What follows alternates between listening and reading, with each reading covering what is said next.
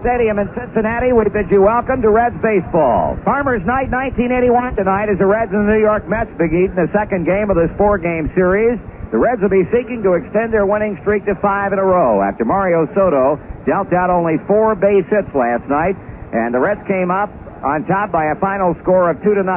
They begin play tonight only a half game behind in the National League West second half of the 81 season.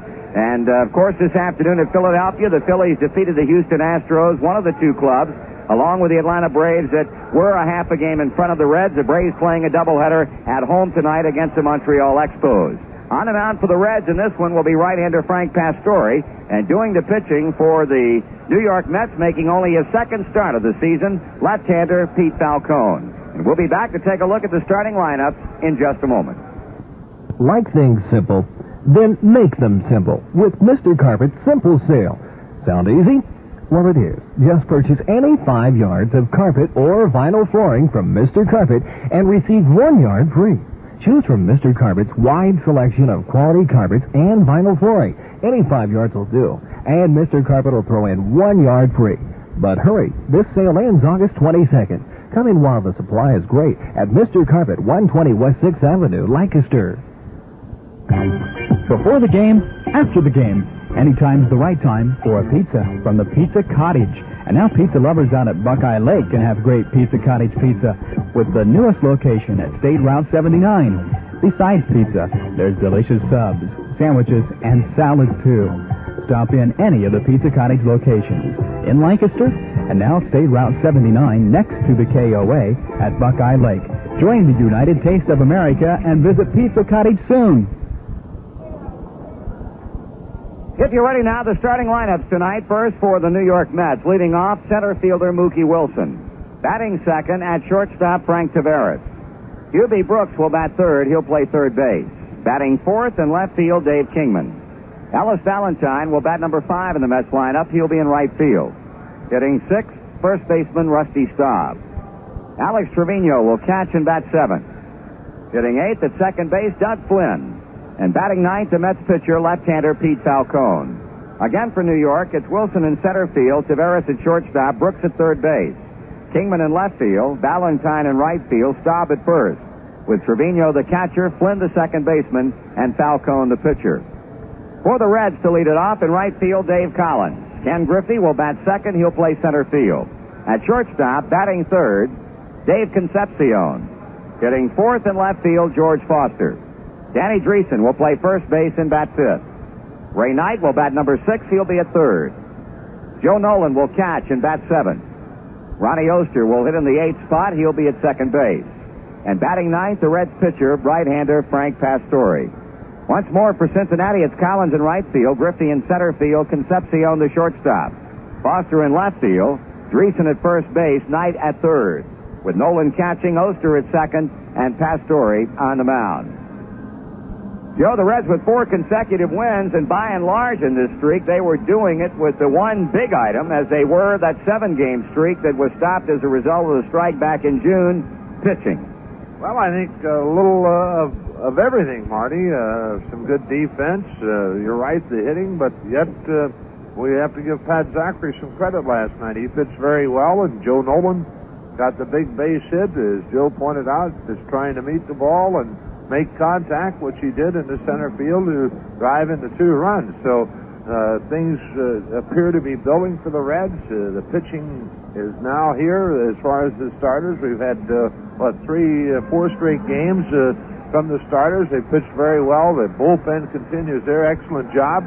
And now the hitting is starting to shape up. Last night we had the 3 hits, which is true. But still that big base hit, which is so important. We got a break on the arrow by Taveras, a ball that looked like double play, and the walk to Driessen, and then Nolan with the big base hit. So things are starting to build again, and hopefully they're getting back to where we were when the strike came and shut things down. And you have to feel very, very good about the ball club and the way they're playing now, and hopefully we'll continue right on. And as I was kidding the Rosie Reds today, we'll have turkey for celebration after the World Series. Meaning that the World Series may well be played into November and Thanksgiving with everything else we've got following the culmination of the regular season, so to speak. Joe Torre made a pitching change. He'd originally scheduled young right-hander Terry Leach to pitch against the Reds tonight, made the change to Pete Falcone, who certainly would qualify as a veteran left-hander, but the Reds have beaten left-handed pitching 14 times in 19 decisions this season and are 8-1 here at Riverfront. Well, Marty, I guess you can go back to young Pete Falcone and when he first came into the National League, and ever since day one that he entered this league with the Giants, people have high regard for his stuff, and Pete just has not seemed to have found himself to this point. And probably his biggest problem has been his control. He's pitched 46 innings this year, has walked 22 batters, and that isn't too good. On the other hand, he has a 293 earned run average, but yet when you look at his 2 wins, 3 loss record, you have to feel that walks have been a big part of him losing a couple of ball games, 3 ball games. And this is one thing if he can correct, and apparently he is working on it. If he ever does, he could be one of the real fine left-handed pitchers in the National League. Well, we've got a beautiful night for baseball here at Riverfront Stadium. As we mentioned, it's Farmers Night, the Reds' annual salute to the agriculture industry. Bob Miller, who just recently retired after 30 years service as farm director at WLW Radio here in Cincinnati, our flagship station, had the honor of throwing out the first ball tonight, and a man who has meant so much in the success of this particular event at Riverfront Stadium season in and season out. The Reds are taking the field, and we'll be back with the play-by-play action of game number 2 of this series in just a moment. Hi, this is Bob Braun for Borden Dairy. The race is on, and just like you, Elsie and I are very happy about it. Have you seen on the side of the milk cartons where you buy Borden Dairy products the order form for those T-shirts? The Cincinnati Reds T-shirts. Be the first one in your area to have one. And when the Reds come back to town, welcome them home by wearing the picture of your favorite Red on the front of the Red T-shirt. They're yours from Borden Dairy.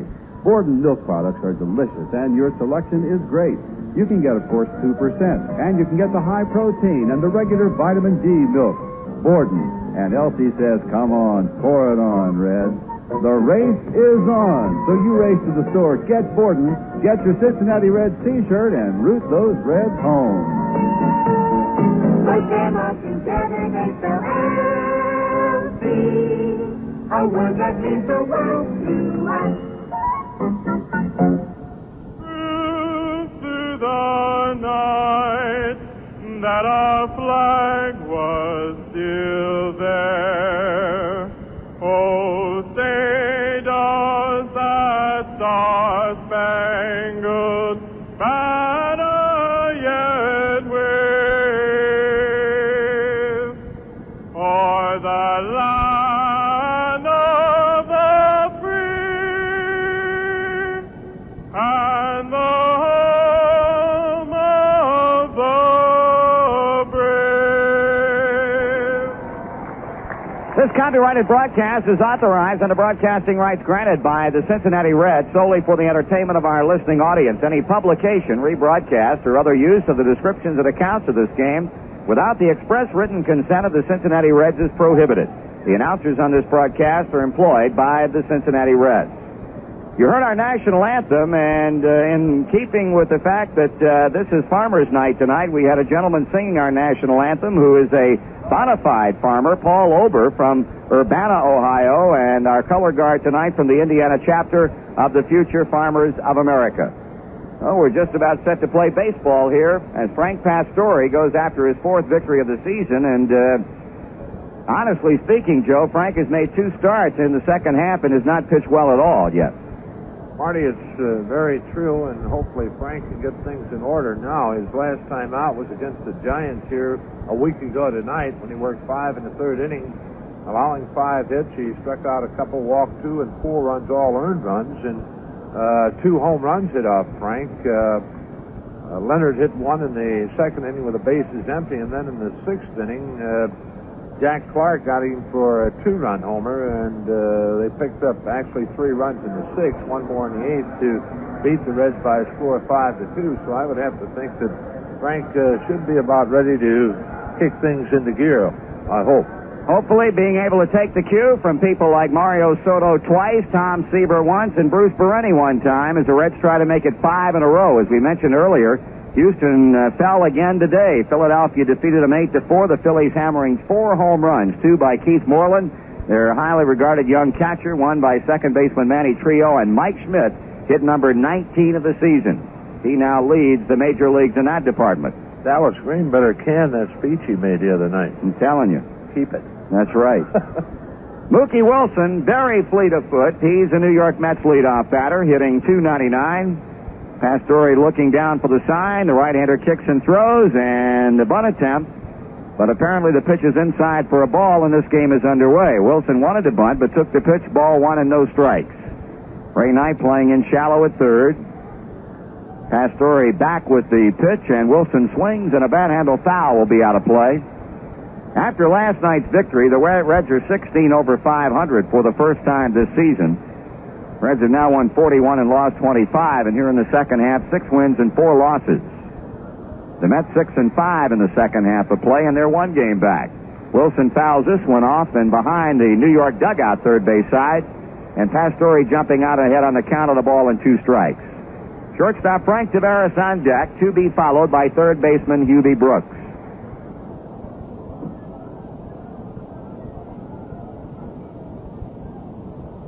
Outfield really overplaying Wilson to pretty much hit the other way. He's a left-handed batter, and the fastball is high and tight, 2-2. Frank making his 14th start of the season. He has 2 complete games and a .381 ERA. He delivers to Wilson, and the pitch is bounced to second. Oester charges, makes the play head high, and throws him out. Mookie Wilson gone on a ground ball to second, and now it'll be Frank Pastore against Frank Taveras. Driessen, Oester, Concepcion, and Knight, first, second, short, and third. Foster, Griffey, Collins, left, center, and right in the outfield, and the catcher again, Joe Nolan. Frank Taveras batting .243, 7 runs batted in. It was his error in the 4th inning last night on George Foster's ground ball that paved the way for Cincinnati to score 2 unearned runs, and they came on the bases-loaded single by Joe Nolan. Taveras takes the fastball for a strike. Of course, a man who played for a number of years and came up through the Pittsburgh Pirate organization. He was a mainstay at that spot before being traded over to New York a couple of years ago in return for Tim Foley. 1 ball and 1 strike, the count on Taveras.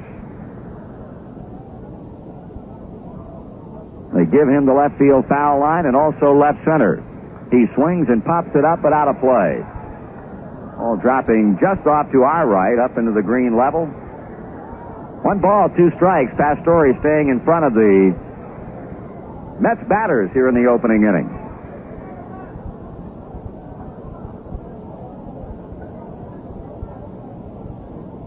Frankie bringing it back up there, and Taveras bounces hard on a hop to the mound. Pastore to Driessen, 2 down. Now third baseman Brooks will step to the plate. He's hitting an even .300. And had it not been for the kind of years that 2 young men by the name of Valenzuela and Raines are having, Hubie Brooks would certainly be a most serious candidate for Rookie of the Year honors. But the play of Valenzuela with the Dodgers and Raines with the Expos has overshadowed this young man. He takes a strike. Certainly pretty much the same thing could be said for Mookie Wilson. 2 rookies in this New York starting lineup, and by and large, they've done good jobs. Swung on, and a liner by the diving Ray Knight. Base hit to left field. So Brooks aboard with a 2-out hit to left. That'll keep the inning going for left fielder Dave Kingman.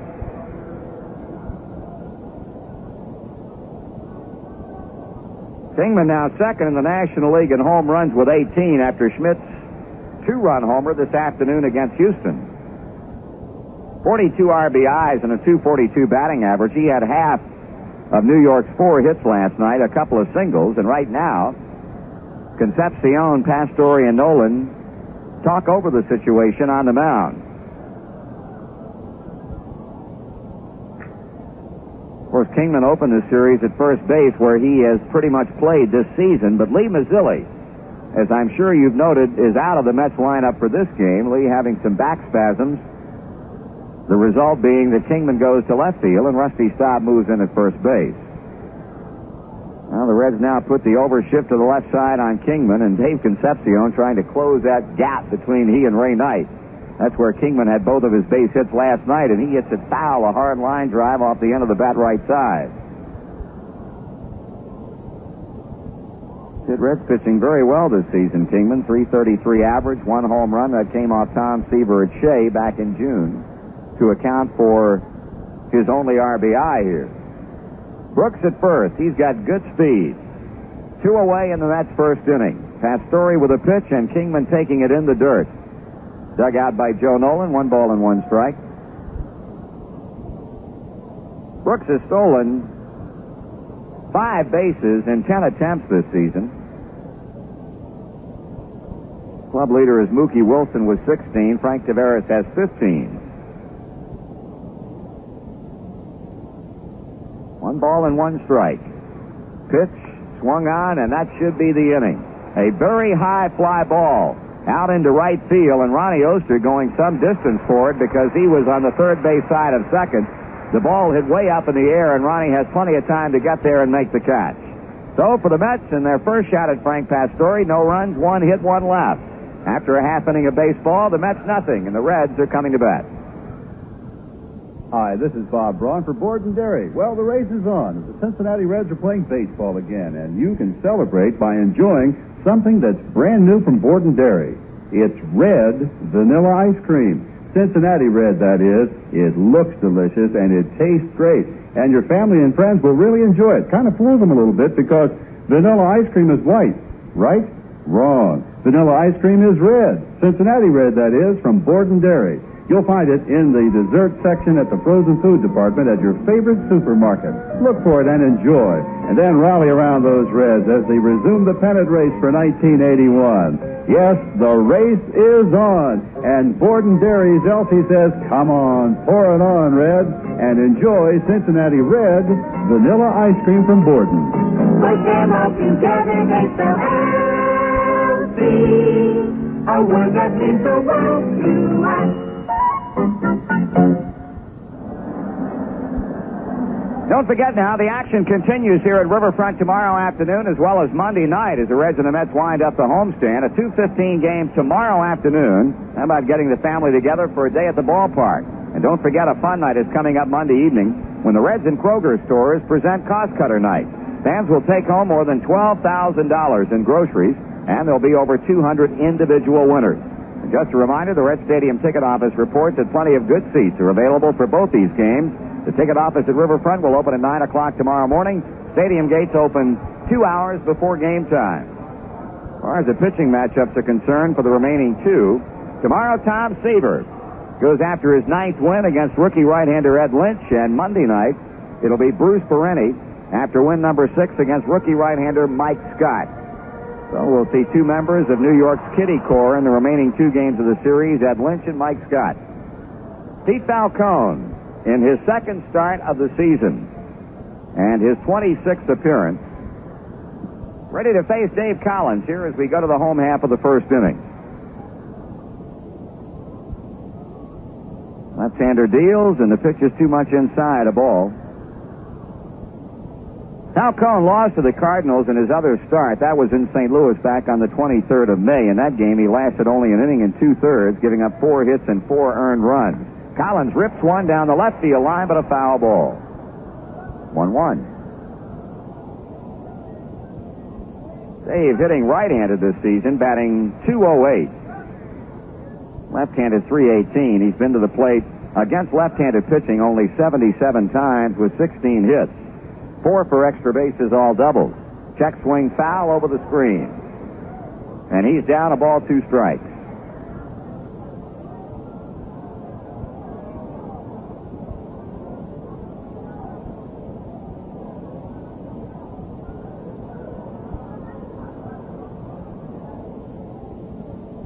Falcone with a windup. Here comes his pitch, and missed with that one. Trevino thought that was strike 3. He had cocked his arm to throw down to third baseman Hubie Brooks. But John McSherry with a call against the Mets, and for Collins to bring things level at 2-2. Left-hander takes a big settling deep breath and works. Collins takes, and that's ball 3. And again, Trevino thought they had Collins struck out. So whether Alex Trevino is trying to do a little bit of umpiring behind the plate, hoping to coax a good call out of John McSherry, or whether he legitimately thought the last 2 pitches were in there for a strike. Nevertheless, the string is out on the Reds' leadoff batter as Ken Griffey waits on deck. Here comes a payoff pitch, and a bouncing ball wide of third. Brooks can't get it. Taveras does, and the throw to first in time. A good play by Frank Taveras, and I'll tell you, he's been very impressive in this series, making the tough play. But a fairly routine play last night he coughed up that could well have cost his club a game. Marty, the amazing thing about this play is the velocity he had on the ball, getting it over to Staub, going away from first base, really, and throwing while in motion, and close play, but they nipped Davey, and fine play by Alex. So 1 down, and here is Ken Griffey batting .295. Griffey with a broken bat, slow number by the mound, charging Taveras. He has it, throwing to first, not this time, base hit. Kenny broke his bat and really going hard down the line. It looked possibly like Taveras had just an instantaneous problem either getting the ball out of his glove or getting a good grip on it, but whatever it was, Griffey beats his throw to first base by an eyelash. And the batter now will be Dave Concepcion.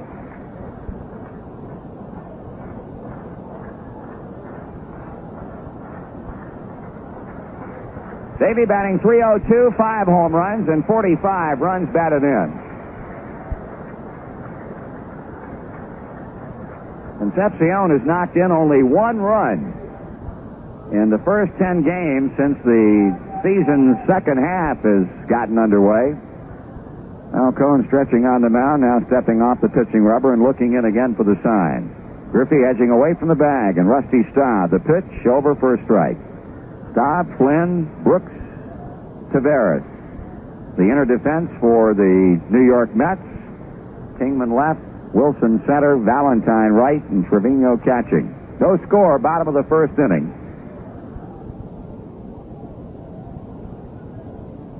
Davey takes it low and inside. 1 ball and 1 strike.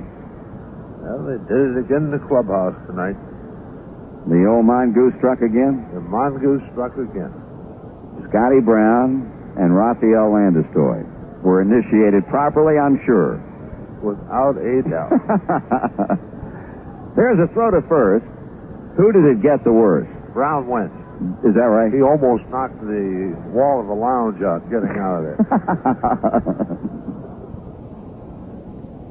1 ball and 1 strike on the waiting Concepcion. There goes Ken Griffey. Pitcher swung on and missed. Trevino's throw to second, not in time. 10th stolen base of the season for Ken Griffey, and stole it easily as Concepcion swung and missed to put him behind at 1 ball and 2 strikes. Griffey swiped second base. Kenny is now 10 for 13 this season. Marty, you talk about that mongoose, and that thing has been around for I don't know how many years, and it's just amazing. Every year we get at least 1 or 2. I say we, I'm talking about Bench and the guys, and they set it up. They had Lance had an egg sitting on it. Laid egg. 1 ball and 2. We'll explain to you just a minute what it's all about. Here's a high pop foul out of play. They've got a metal cage. One side is completely enclosed. The other half is a cage type arrangement with a hole in the middle of the enclosed part, which, if you can be duped into believing it, has a live creature in it. Actually, what it is a piece of fur that would resemble a live animal with a spring on it, and when you hit the proper gadget, that thing jumps through that hole. Here's a slow bouncer back to the mound. Falcone looks Griffey back to second and throws Concepcion out at first. And they get the unsuspecting individuals involved as close as they possibly can to it, and then hit that spring, and here it comes. And I'm telling you, it's funny. I'll tell you, one of the best ones I ever saw was John Murdo. And he was with the ball club. They got him in the office, over the old offices on Vine Street. He was sitting behind the desk, and it pinned him right against the wall. He didn't know, he couldn't go anywhere. And, I was worried about him. I thought he might conk out right there. Here's George Foster now with 2 outs. Foster hitting .316 with 16 homers and the Major League leading figure of 58 RBIs. Falcone misses in on him for a ball. He's reached base safely 13 times in his last 16 trips to the plate. 7 hits and 5 walks. Trying to get Griffey in from second base here in the bottom half of the first inning as Falcone sights a sign, the stretch, the pause, and the pitch. Swung on and hit into center field. Mookie Wilson coming hard will be there to make the catch. For the Reds, no runs, 1 hit. Griffey left at second base, and after 1 complete, the Reds nothing, the Mets nothing.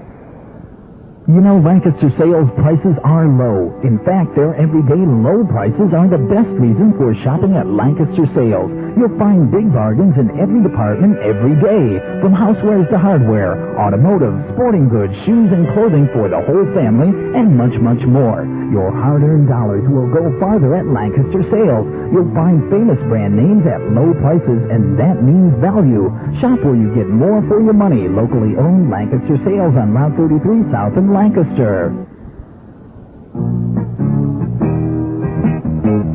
When you need help, we're there. The Protectors, get behind the shield of the Protectors. Let us protect your life, your home, your business or the car you own. Get behind the shield of the Protectors. Merrill Blosser Insurance knows an agricultural area has special needs and can write full farm packages. Representatives of United Ohio Insurance Company and Ohio Mutual Insurance Association. Merrill Blosser Insurance in Pleasantville. Well, we go to the top half of the second inning in a scoreless game. It'll be Valentine, Staub, and Trevino against Pastore. You say Scott Brown said there's no animal on earth mean enough to be caged up. I tell you one thing, he thought there was. Oh, we were having some laughs during the commercial break. This afternoon in the National League, we mentioned Philly over Houston 8-4. Another final saw the Giants continue to play awfully well. They defeated Chicago 2-1. Vita blew the winner. Greg Minton, his 14th save of the season, and Jack Clark continued to swing a hot bat, his 10th home run, and his 5th since the second half of the season got underway. Here's Ellis Valentine checking in at 199, blowing away a ball to him. He's homered 4 times. After 4 in Game 1 in Atlanta, the Braves lead the Expos 3-0. Bob Horner, a home run, his 6th of the season. Rookie Steve Bedrosian on the mound for Atlanta, and Ray Barrett pitching for Montreal. Fly ball, center field, Griffey coming. And Kenny will be there to make the catch. In the American League, the Detroit Tigers continue to play super baseball. They roll to their 8th consecutive victory, shutting out the Texas Rangers 2-0 as Dan Petrie and Kevin Saucier combined to 4-hit Don Zimmer's club. Yankees shutting out Kansas City 5-0. A threesome did the job on Jim Fry's Royals. Rick Russell getting his first American League victory. Had help from Rudy May and George Frazier. Frazier got a save. And it was Chicago shutting out Toronto 8-0. So 3 American League finals from day play, and all 3 shutout wins. 4-hitter for Britt Burns' 8th win, as Luzinski and Lemon had Chicago home runs. Here's Rusty Staub batting .312. He takes a strike. Baltimore and Oakland are now in the 9th inning, and it's the A's 2 and the Orioles nothing. Tony Armas hit a 2-run home run in the 7th for the only run scored thus far in that game. Staub takes it high. 1 ball, 1 strike. Tonight in the American League, Minnesota, Milwaukee, Cleveland, California, Boston at Seattle, and still to come in the National League, San Diego at Pittsburgh and LA at St. Louis. Swing and a miss. Off-speed pitch down, and Stoughton didn't get it. In that Dodger-Cardinal game, a fine pitching matchup, Fernando Valenzuela trying to win his 10th of the season against 7-game winner Bob Forsch. Line drive, Oester has it off to his right. Rusty Staub hit that one right on the screws, but Ronnie Oester makes the play. Well, Marty, it looks like a hanging curveball right up there where you're supposed to hit it hard, and he did. 2 away now. Here's the catcher Trevino batting .283. Don Stearns doing the Mets catching last night, but Trevino gets a call tonight. Talking about 10-game winners, Ken Force picked up his 10th last night as California bombed Cleveland 12-2. 4-1. Boston knocked off Seattle 7-4 as Joe Rudy and Jim Rice hit home runs in the 9th inning to spark the Red Sox to the victory, and Baltimore beat Oakland 4-2. High and inside and off the mid of Joe Nolan. 2-0 on right-handed batting Trevino with second baseman Doug Flynn on deck. The Reds and the Mets scoreless here in the top of the second, each club getting a base hit in the first inning.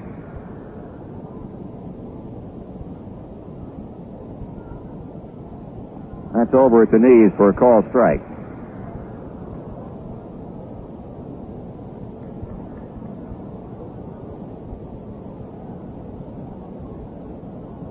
Here's a swing and a fly ball hit back into right field. That forces Collins to go back, and Davey hauls it in. Well, the Mets are out in order here in the second. No runs, no hits, nobody left on, and after an inning and a half, Cincinnati nothing and New York nothing.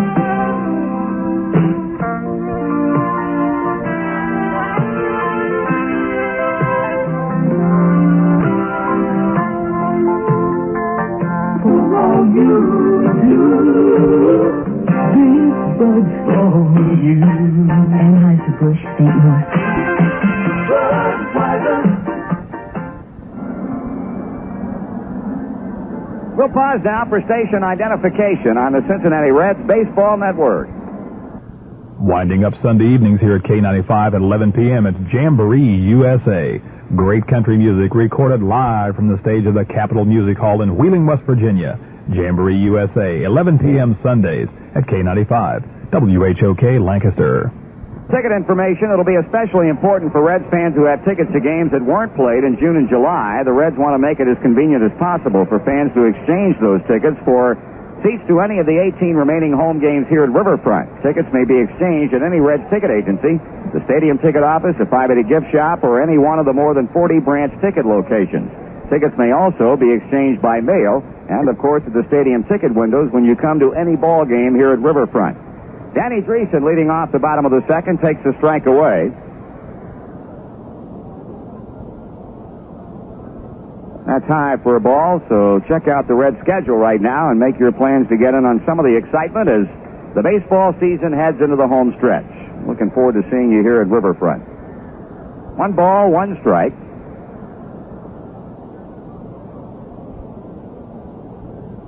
Swing and a miss by Driessen. Danny down on the count of the ball and 2 strikes. Still another shutout is in the books in the American League. Oakland blank Baltimore 2-0 despite getting only 3 hits. The A's win it. And good news from Atlanta. Montreal gets 5 in the 6th and now lead Atlanta 5-3. High and tight to the left-handed batter, 2-2. Danny, a 193 batter with 6 homers and 25 runs batted in. Of course, we want to tell you that Johnny Bench was restored to the active roster today. He is available to pinch hit tonight. And to make room for him, Jeff Combs was sent back to Indianapolis. Here's a high pop-up off of first and a routine play for Rusty Staub. He makes the catch. I'm talking with John McNamara before the game about Bench's availability, and Mac said, really don't look for John to be ready to go into the starting lineup for probably about a week or more, but as of now is available to go to the plate and pinch hit if necessary. Well, Johnny Bench, after suffering a fractured ankle in late May here in a game against the San Francisco Giants, back in uniform and back on the active roster. Ray Knight with a half-swing foul out of play.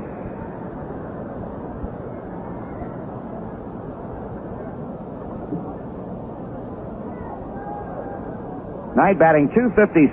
He's homered 5 times and has driven in 21 runs.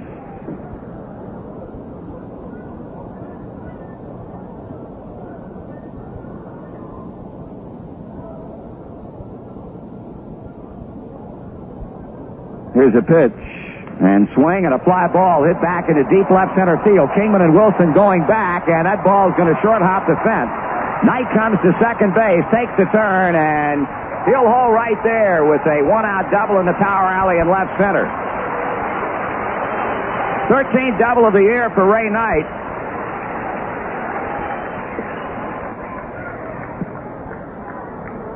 So for the second time in as many innings, the Reds have a runner in scoring position with 1 out, and the batter catcher Joe Nolan.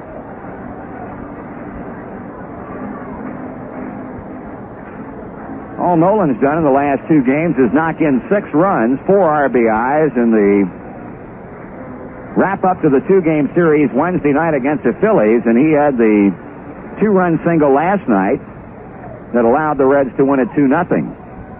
Batting .307 with 1 homer and 18 RBIs. Call strike.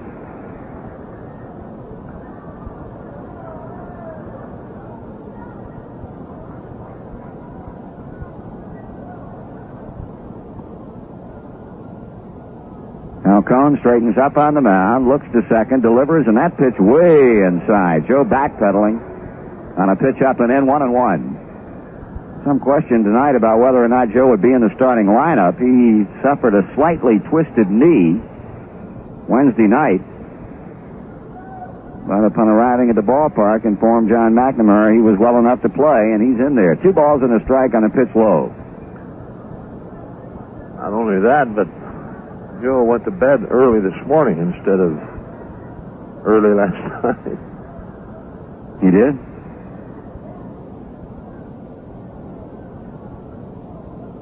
Here's a 2-1 pitch. Swung on and hit well to right field. If it stays fair, it's gone, but it's a foul ball. Hit the facing of the green seats just to the right of the foul screen. Funny, talking to Joe on the pregame show tonight, Turfside, we were talking about the incident a couple of nights ago where burglars got into his home, and he was saying that he didn't go to sleep till about 6:30 this morning. Good gracious. Sleep. 2 balls, 2 strikes. Knight at second, 1 out. That one bounces up there. Trevino knocks it out in front of him to keep Knight at second base. And John McSherry will take a look at the baseball. And Fred Brocklander, Paul Pryor, and Dave Pallone, the umpires on the bases at first, second, and third. Big John McSherry behind the plate, and right now, Falcone rubbing up the baseball with a count of 3 balls and 2 strikes on Nolan. This is the 3rd stop on the Major League Tour for Pete Falcone. As Joe mentioned, started with the Giants, went to the Cardinals, and is now with the Mets. That's ball 4. He loses Nolan, and that's the first walk of the night.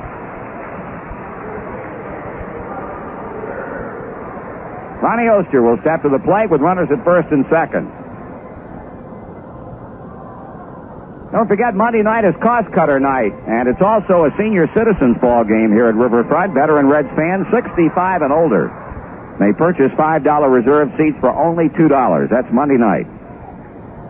Knight at second, Nolan at first, the infield looking for the ground ball, and Oester with a high infield pop-up. Actually going out in shallow center is Doug Flynn, and Doug has it, and they're 2 away.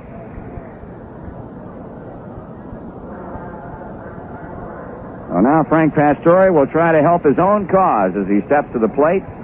Frankie has had 3 hits on the season, all singles, and a run batted in and 26 times up. That figures to a 115 batting average.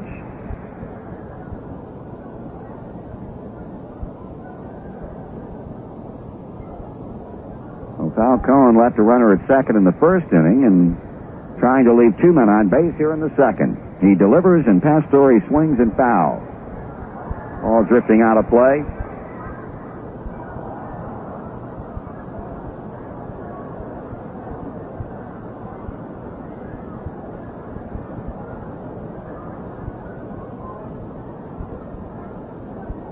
Of course, we're getting into the final stages of the regular seasons throughout the minor leagues, and tomorrow on our pregame show, we'll be talking with George Sherger, the former Reds coach who is managing the Reds AA Farm Club in Waterbury, Connecticut.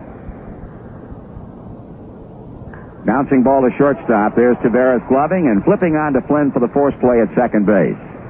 No runs, one hit. The Reds strand two, and after two complete, Cincinnati nothing, New York likewise.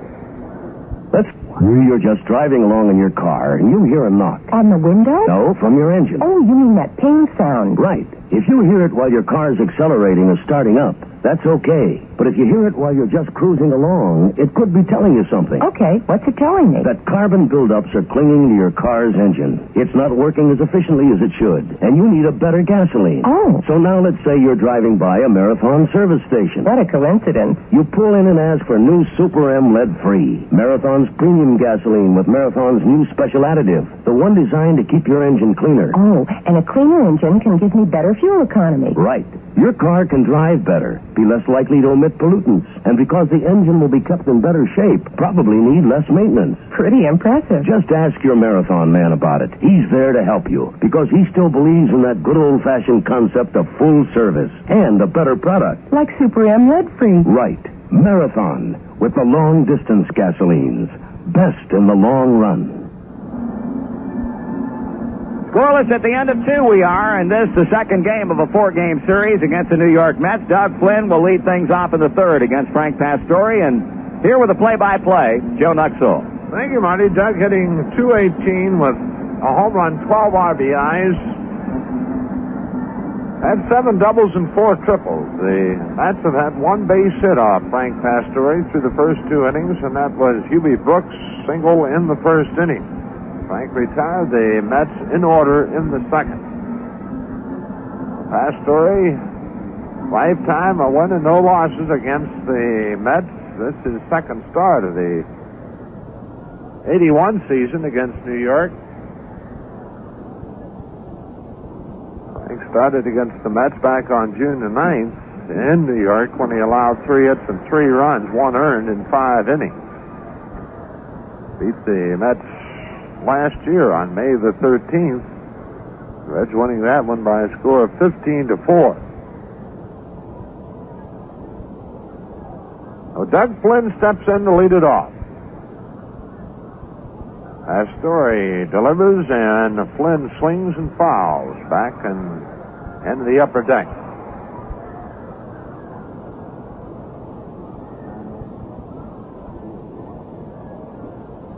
The Reds trying to extend their winning streak to 5 straight.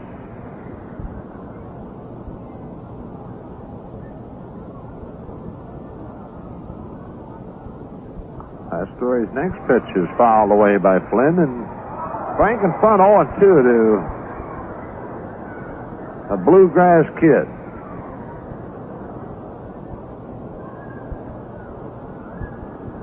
Nolan hangs the sign for Pastore. Pete Falcone on deck, and it'll be Mookie Wilson pitch on the way. Swung on and missed. Good slider away.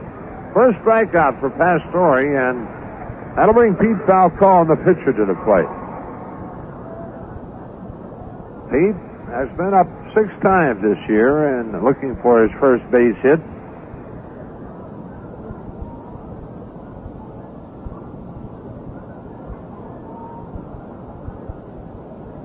Out of Atlanta, the Expos scoring 5 in the 6th inning. 3 of those runs coming on John Milner's first home run of the year. Pastore delivers, and a slider is high, 1-0.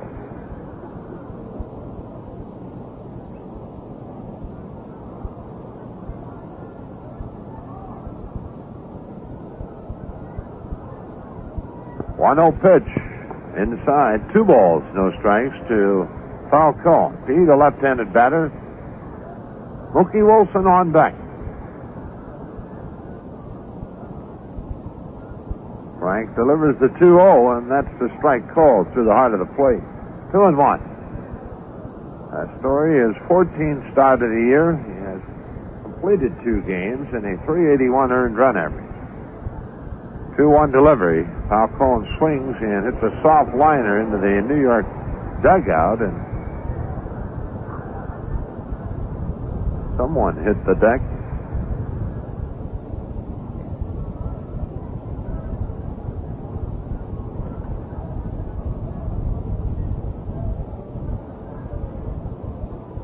Two pitch swung on and fouled out of the mid of Joe Nolan.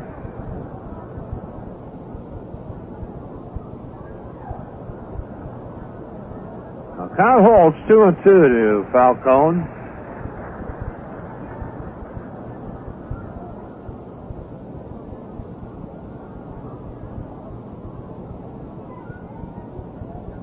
Pastore, the 2-2 swung on, and that's fouled straight back. The count holding at 2-2. Well, a good crowd tonight. Last night, a crowd of 20,410.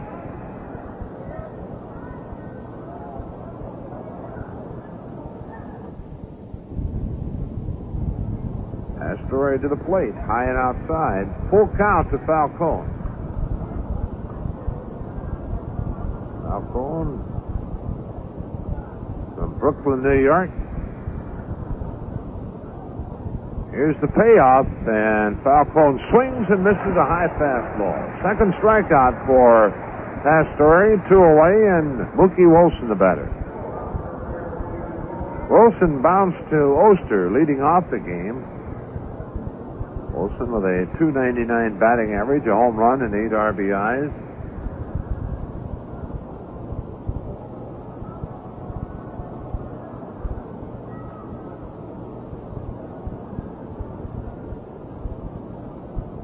That's outfield, playing Wilson wall around to the left, and Lee Knight in shallow at third. Pastore delivers, Wilson swings and lines it to left field. That'll be a base hit. Foster plays it on the bounce, returns it to the infield, and that's the second hit of the game for New York.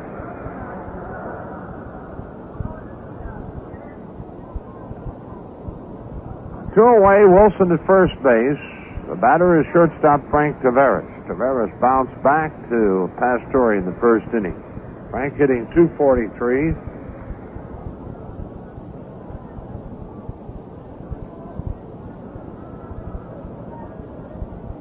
Wilson, as far as stolen bases, has 16 in 24 tries. Pastore, the stretch there goes Wilson. No, he holds up, throw down. They should have him, and nope. Danny can't get the tag. Wilson broke, stopped, slipped, getting back, and a sweep tag, and Danny apparently missed him in the eyes of Fred Brocklander, and Wilson gets new life.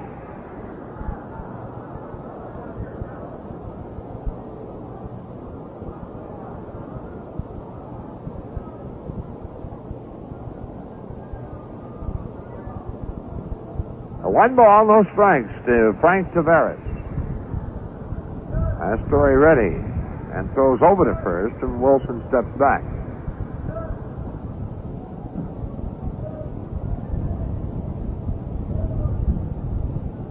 Pastore sets. Wilson goes. The pitch is swung on and popped up. Danny Driessen, foul territory, moving near the Cincinnati bullpen to make the play, and that's the inning. New York in the third, no runs, a hit, there were no errors, a runner left, and in the middle of the third, New York nothing, Cincinnati nothing. Give me a mountain, nothing. You know, Lancaster sales prices are low. In fact, their everyday low prices are the best reason for shopping at Lancaster Sales. You'll find big bargains in every department every day. From housewares to hardware, automotive, sporting goods, shoes and clothing for the whole family, and much, much more. Your hard-earned dollars will go farther at Lancaster Sales. You'll find famous brand names at low prices, and that means value. Shop where you get more for your money. Locally owned Lancaster Sales on Route 33 South in Lancaster. Nowadays, I look for value everywhere I can. Even in your homeowner's insurance? How do you mean? Not all homeowners' insurance is alike. You get great value with State Farm. How's that? State Farm is famous for low rates. But there's more. More? There's the fast, fair service you get from your State Farm agent. Give a call. You'll get value. In Lancaster, see State Farm agent Bill Banfield at 634 North Columbus Street or Tom Marshall at 1043 East 6th Avenue. Falcone will start through the Reds lineup for the second time. It'll be Collins, Griffey, and Concepcion as they bat in the third inning. The Reds have had 2 hits, 3 base runners overall. Griffey singled in the first, stole second, was left there as Concepcion bounced to the mound and Foster a fly ball to center. In the second inning, Ray Knight doubled the left center. Nolan walked, but Oester popped out, and Pastore forced Nolan at second base to end the inning. So Dave Collins to lead it off. Davey out on a fine play in the first inning by Frank Taveras. The ball hit into the hole. Taveras fielding and then throwing Davey out on a very close play at first base.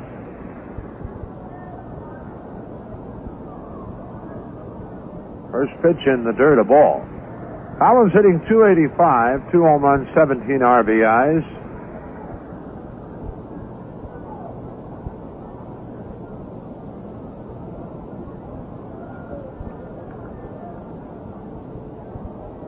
Falcone has the sign from Trevino and the 1-0 pitch. Dave swings and a fly ball to right. Ellis Valentine waiting on it. He has it, 1 away.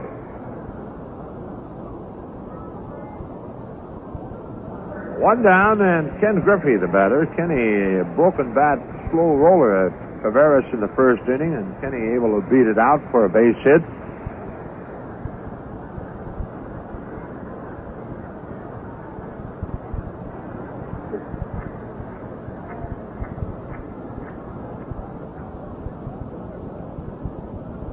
Now calling to the plate, Griff swings and fouls down the left side and well back into the seats. Well, a happy birthday today goes out to Doug Bear. Doug is celebrating his 32nd. And also happy birthday to Ryan Moscow. Ryan, well, celebrates number 4.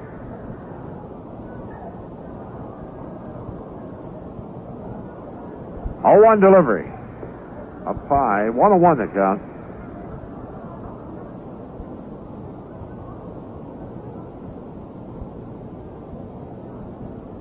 Now Cone checking with Trevino. And the 1-1. Griff takes it high again. 2 balls to strike. Falcone has walked 1. The Reds with, as we said, a couple of base hits. A single by Griffey, a double by Knight.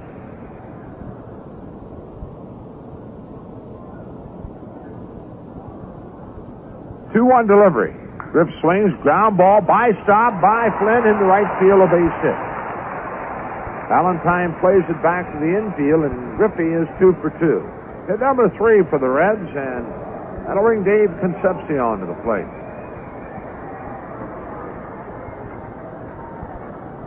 Dave in the first inning bounced back to Falcone. He's throwing him out. Concepcion a .302 batting average. He's had 5 home runs and 45 RBI.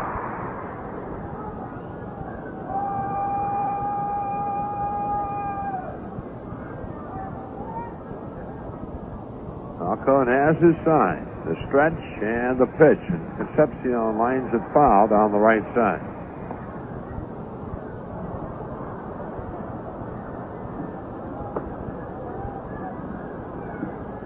On 1 to count. George Foster on deck.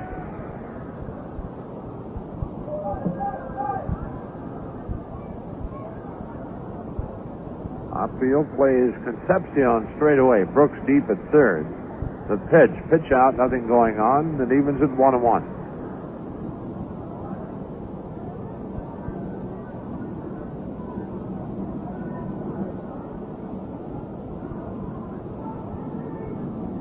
Concepcion away from the plate, now steps back in. Griffey at first leads. Falcone sets and delivers, and Davey takes a slider inside. 2 balls to strike.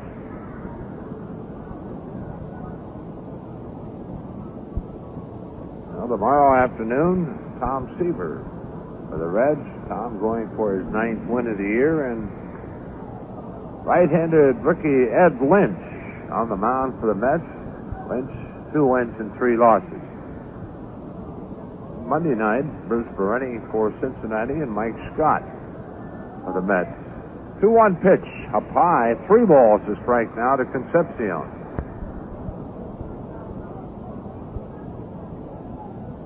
Falcone turns and looks to center field, rubbing up the baseball, and now looks back to Trevino for the sign. Kenny Griffey at first with 1 out. 3-1 to count to Concepcion. Falcone delivers. Griffey goes. The pitch is swung on. A fly ball to center field. Mookie Wilson moving in, and he has it 2 away.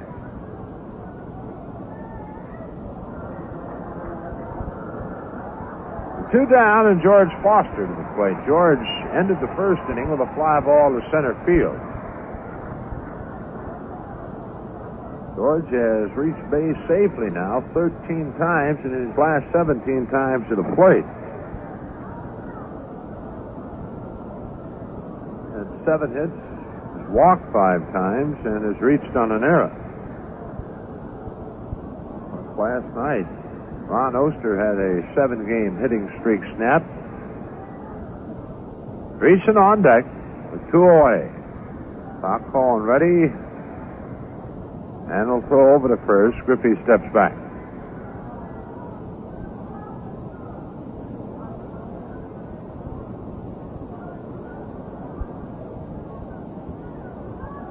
The stretch. And the pitch to George. He takes it to knees, a called strike.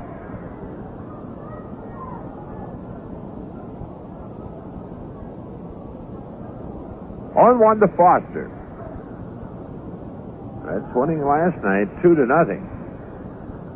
Here's the pitch. Foster looks at a curveball, and that cost him strike 2. So Falcone quickly in front of Foster 0-2.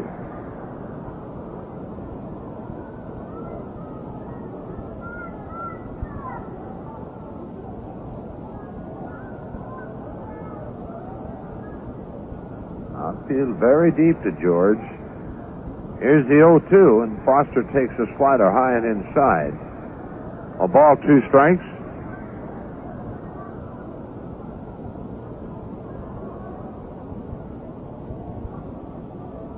Well, the Reds won 2 of the 3 contests before the game here on Farmers Night. Pitch on the way. Foster swings, chops it foul. Rolls off the third baseline. Reds winning the wheelbarrow contest, the blindfolded wheelbarrow contest. Tommy Hume, the navigator, and Paul Moscow, the driver. No problems at all. And in the cow milking contest, Russ Nixon picked that one up. But there's strike 3 call as Foster looks at a pitch on the outside corner to knees. First strikeout for Falcone, and the Reds in the third.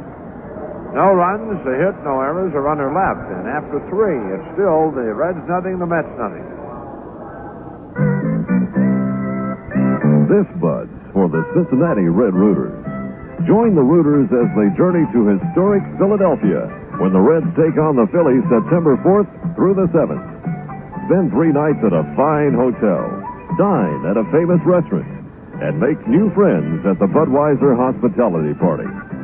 For complete information, call the Barney Raff Agency, area code 513-381-7277. Red Rooters, this Bud's for you.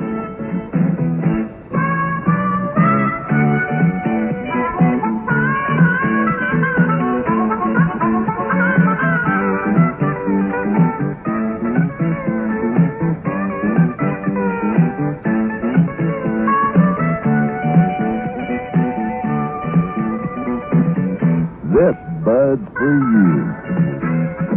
Anheuser-Busch, St. Louis. For the Mets in the 4th, it'll be Hubie Brooks, Dave Kingman, and Ellis Valentine to face Frank Pastore. And we're talking about the contest here at Farmers Night. The Reds didn't fare well at all in the egg throw. Not at all. Bench and Bittner were teamed up, and I think Bittner threw the egg to Bench, and John returned it. Broke an egg. So they said, well, let's stay in the contest. This is embarrassing. So they gave Bittner another egg. He threw it to Bench. Bench threw it to Bittner. Broke an egg. 2 for 2. Hubie Brooks takes a breaking ball low and outside, ball 1. The Mets did win the egg tossing contest.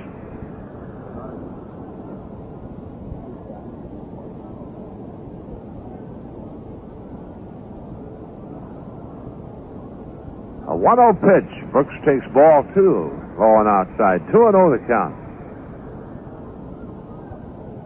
Milking contest. Dyer Miller got a bad break. His cow had a wild foot. I'll tell you. Brooks looks at ball 3 low. Russ Nixon won it, but I tell you, Dyer Miller was putting some milk in that bucket until the cow kicked. 3-0 delivery. Brooks looks at ball 4, so he walks on 4 straight pitches. First walk issued by Pastore.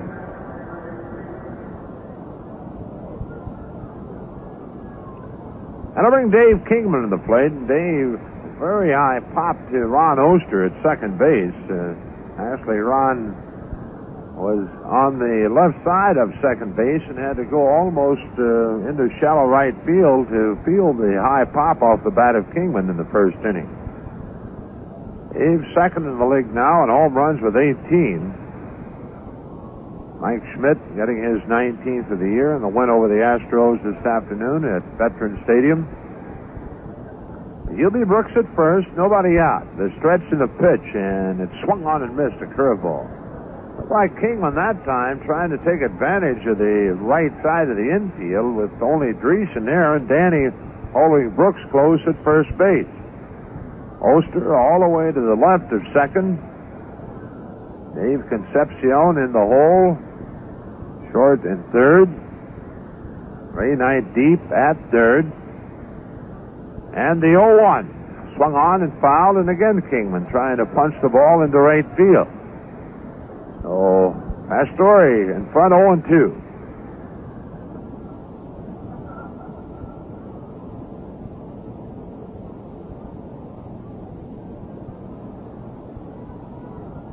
Ellis Valentine waiting on deck. Pastore to the belt and delivers. Kingman swings and lines it foul into the seats down the right field line. All bouncing out of the green seats. The count holds 0-2.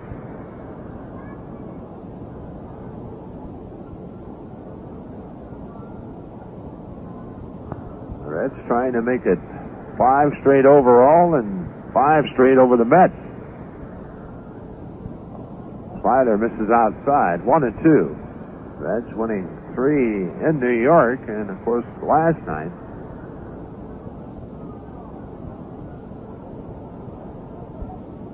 One ball, 2 strikes to Kingman. Brooks off the bag at first. Pastore will throw over there, and Brooks steps back.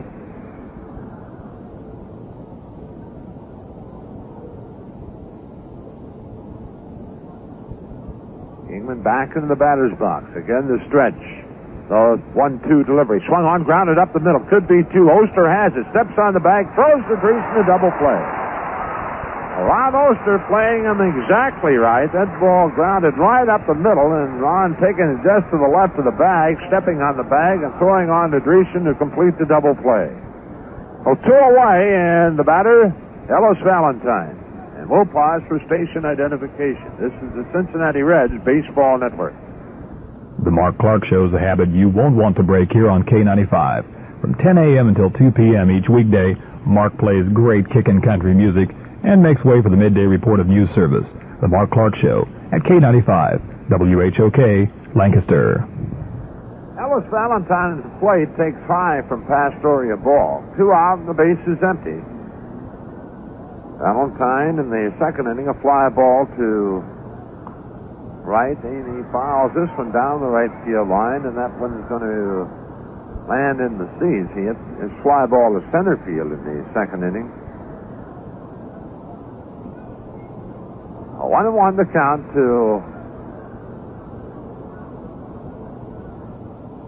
Ellis Valentine. Rusty Staub on deck with 2 out.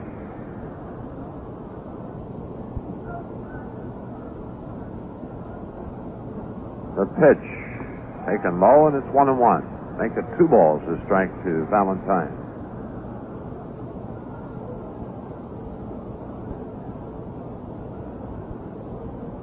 Two-one delivery. Valentine takes a strike at the knees on the outside edge, and the count evens 2-2. 4th inning, no score. 2 out, and a 2-2 count to Ellis Valentine. Pastore working and Valentine taking. Slider low and outside, full count.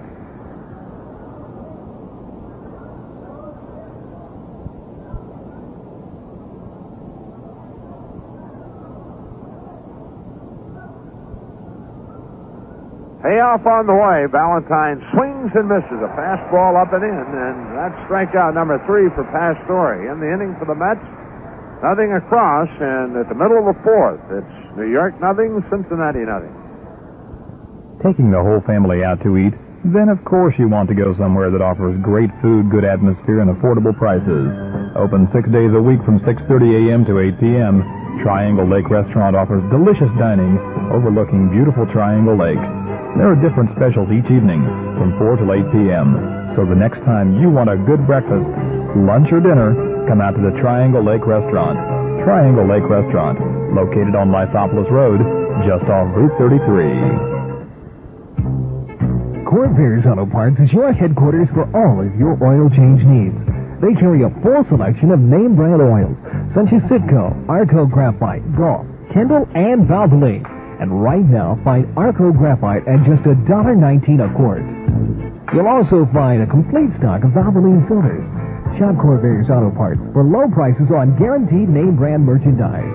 Corvairs in Heath and Lancaster.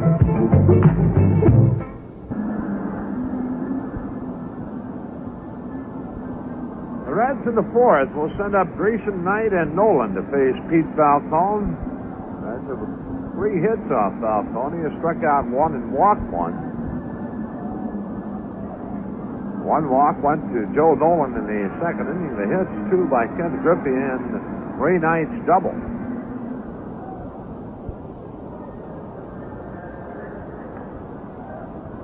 Last night, the Reds scored their runs in the 4th inning. Joe Nolan drove them in.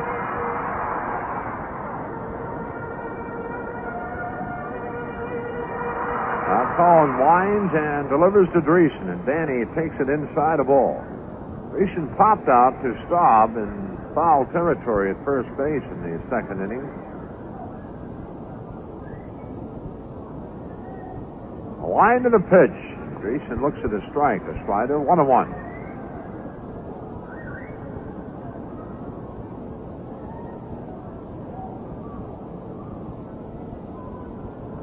Reds, after Monday night's game, move on to Montreal for 3, and then we'll be in New York next weekend against the Mets for 3.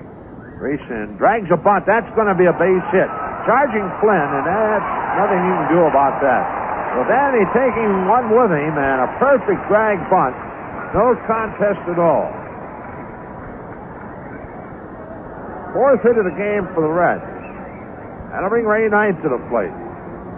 Ray doubled to deep left center field in the 2nd inning with 1 out. His 13th double of the year.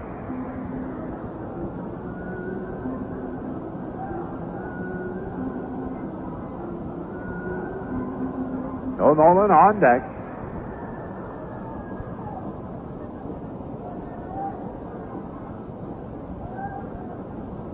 Driessen at first base.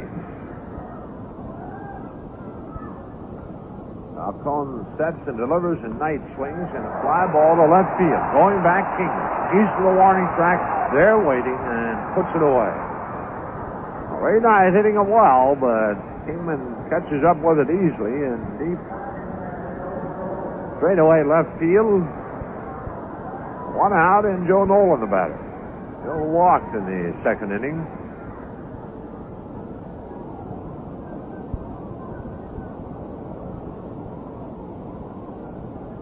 Driessen at first base, and Danny has stolen 2 bases this year, has been caught twice.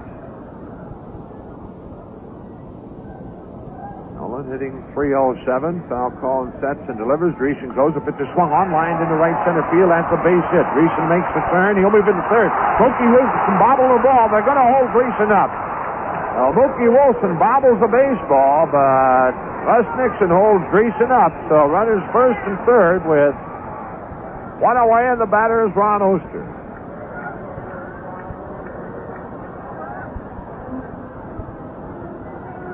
Hit number 5 for the Reds. Driessen third, Nolan at first, and Ron Oester the batter. Ron in the second inning popped off to Doug Flynn at second base.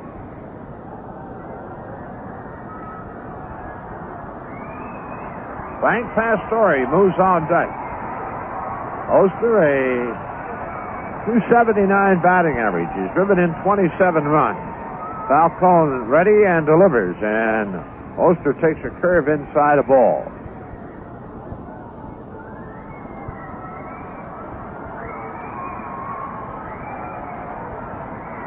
Some activity in the New York bullpen. Dyer Miller heads down to start throwing. A 1-0 pitch. Inside, it's 2-0.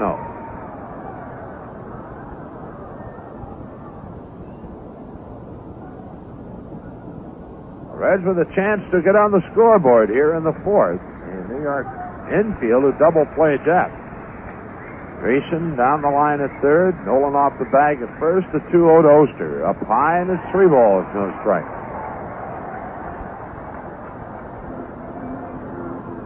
Right-hander Dyer Miller throwing in the New York bullpen as Rusty Staub goes to the mound to have a word with Pete Falcone.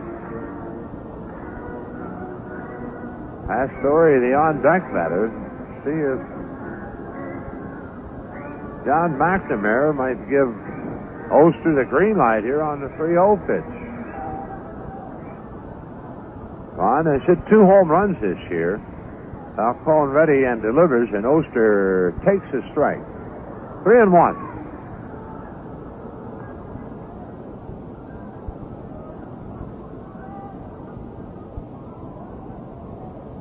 Trevino hangs the sign. Falcone to the belt, delivers. Oester swings and hits it into right center field, and on the run, Ellis Valentine. He has a good arm here. Here comes Driessen. Here comes the baseball, and not in time as Driessen scores. It rolls away from Trevino, and Nolan heads up. He moves on to second base, and the Reds lead it 1-0. Danny Driessen stepped right on Trevino's. Looked like a left ankle, and right now Trevino checking his shoe, and apparently all right. So Ron Oester picks up his 28th RBI on the sacrifice fly to right center field to Ellis Valentine. Going to charge Trevino with an error, allowing Nolan to move on to second base.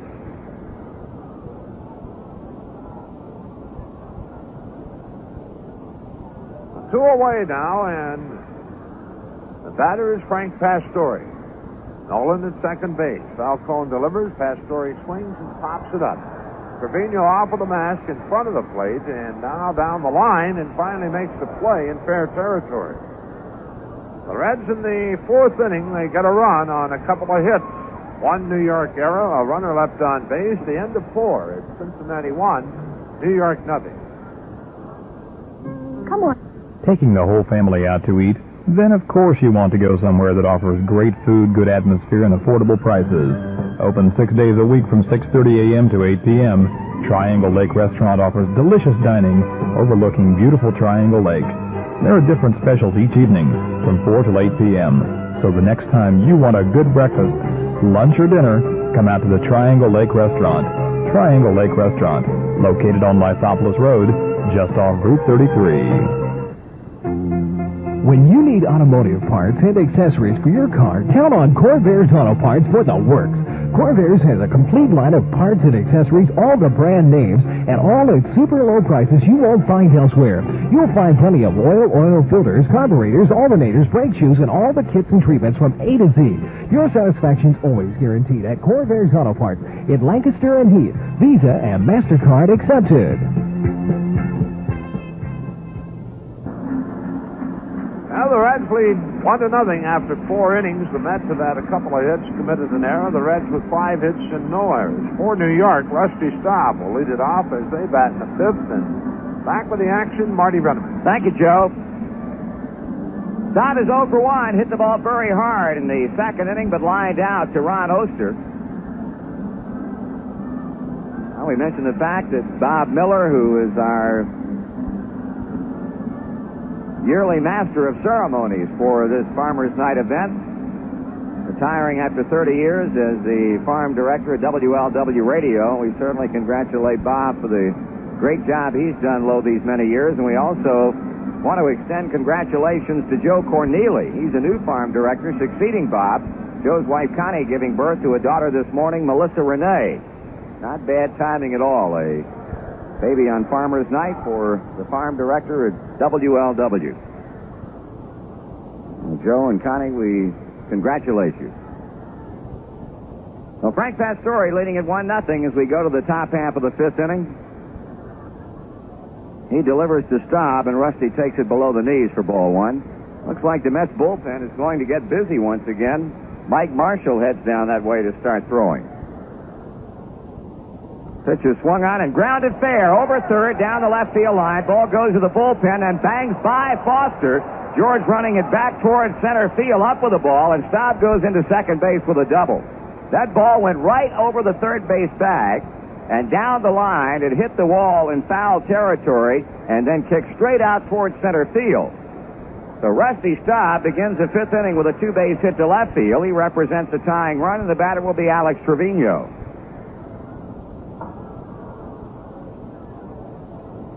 Trevino flied out in the 2nd inning to Dave Collins.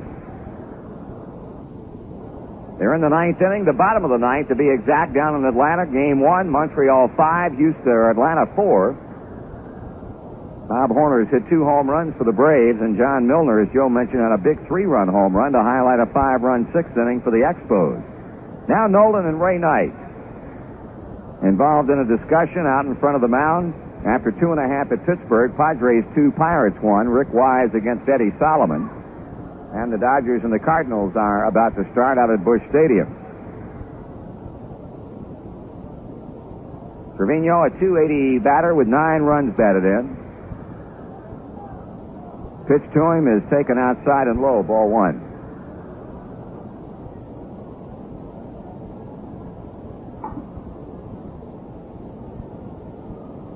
That's with 3 hits in the game after the double by Staub. Bouncing ball right side. That'll get Staub to third. Oester flipping on to Driessen in the dirt. Bad throw, and an error will be charged on Ron Oester. That was a routine play. Ronnie had to charge the ball, but there was no question that a good throw would have had Trevino easily, and Ronnie just simply threw it in the dirt. Danny was unable to dig it out. And the Mets have him at first and third with nobody out, rather than having a runner at third with 1 out.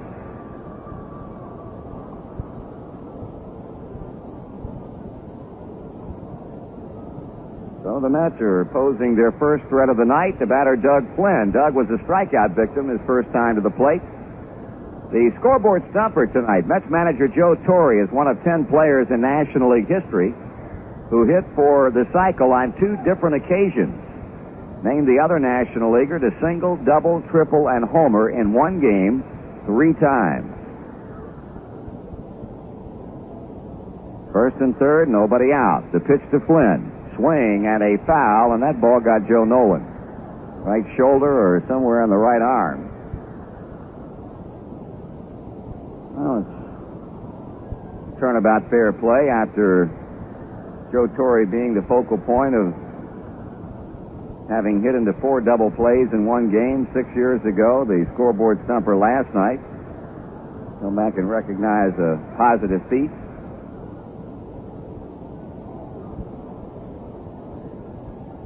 Time is called now. Ray Knight walking into the mound to talk to Pastore. We mentioned Mike Marshall throwing in the Mets bullpen. The pitcher Falcone is on deck. So possibly Joe Torre contemplating a pinch hitter here in the 5th with his club down a run. Flynn swings and fouls it out of here. And Pastore, who would love to get a strikeout in this situation, Although the Reds defensively in the infield are playing for the double play, they'd give up the tying run to get 2. But Pastore would like to get the strikeout right here, and he's out in front of Flynn 0-2.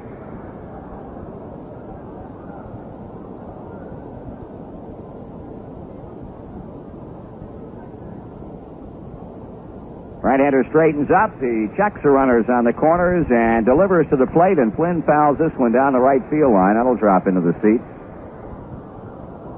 2:15, the starting time tomorrow. Tom Seaver, who was absolutely brilliant Tuesday night and pitching 8 1/3 innings to defeat Steve Carlson and the Phillies, will be out after win number 9 against rookie right-hander Ed Lynch. Here's the 2-strike pitch. He struck him out swinging with a pitch away. That's the same pitch that got Doug 2 innings ago. Pastore got strikeout number 4, and it looks like Falcone is going to be called back. And left-handed batting Mike Jorgensen will come to the plate. Jorgensen has been a pretty good hitter in his major league career, a career that started with the New York Mets. He then went to Montreal,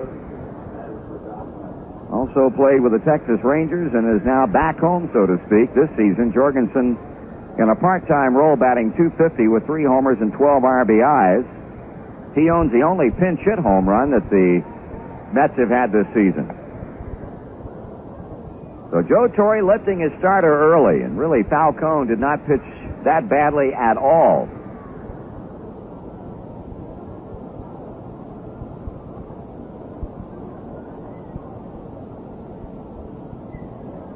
Well, Jorgensen settling in with Staub at third, Trevino at first, and the pitch is in, a breaking ball for a taken strike.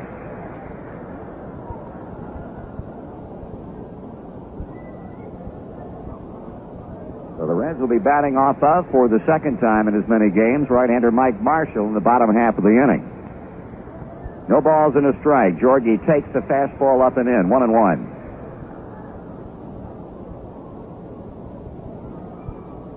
We'll wrap up this series on Monday night.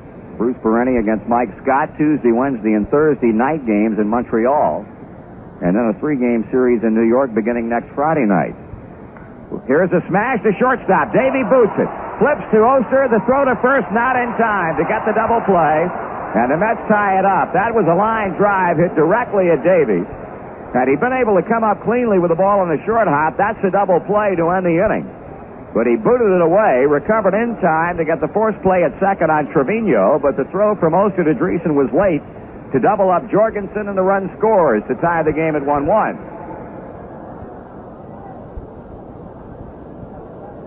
Well, credit Mike Jorgensen with an RBI, his 13th of the season.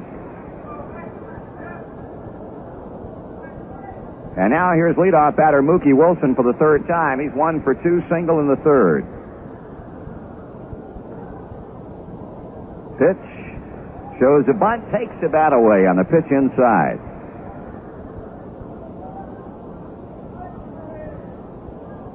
So was talking about the normal pregame activity that takes place on Farmers Night here.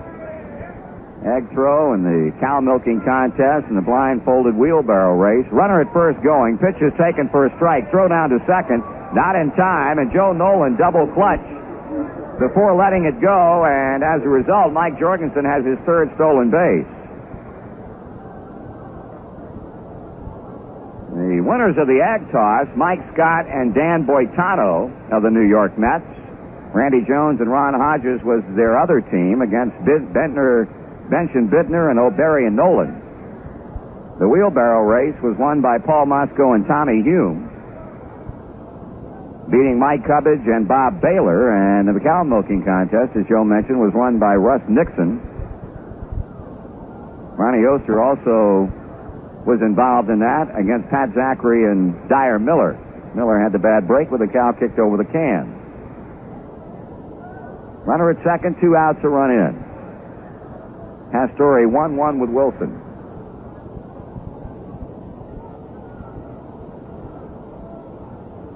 Pitch into the plate. Swing and a foul into the mid of Nolan. Fastball in on the left-handed batter.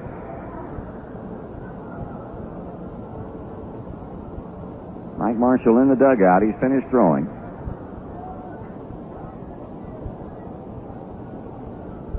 Mookie Wilson with 8 runs knocked in this season, batting .305.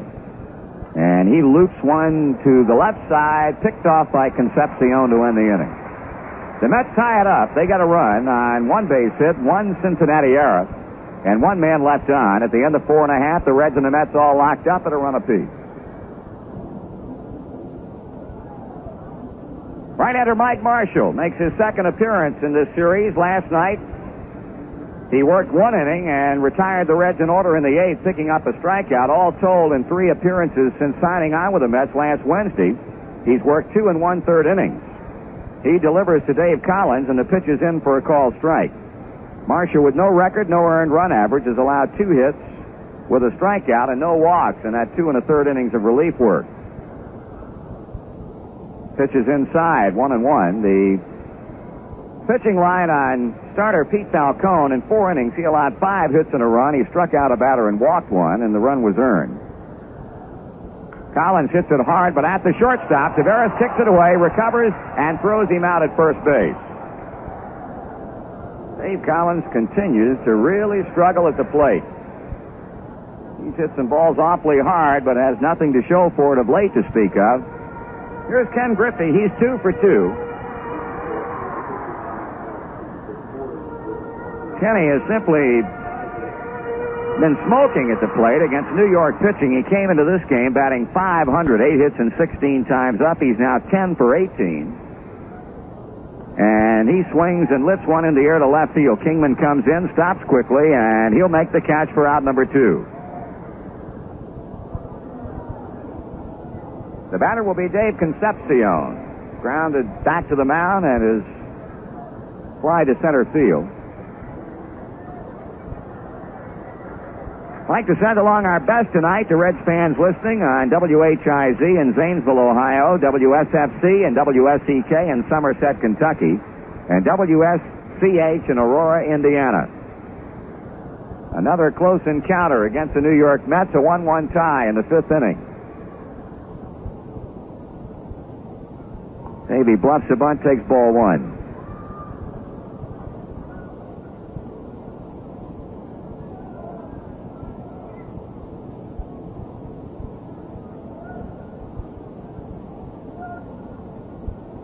Outside, 2 balls and no strikes.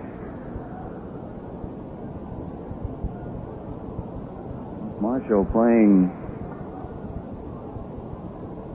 an unusual role for him when you consider his past performances and accomplishments. There's a called strike. His great years as a relief pitcher, and you only have to go back a couple of seasons when he had 32 saves in 79 with Minnesota. He was a man who closed out the opposition. Hard grounder into center field. Base hit. Davey smokes one by Marshall. Base hit number 6 for Cincinnati. That'll bring up George Foster.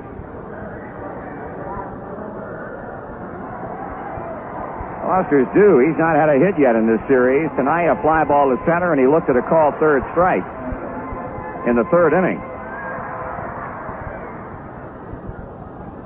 1 run, 6 hits for the Reds, a run, 3 hits for New York. Each club has committed 1 error.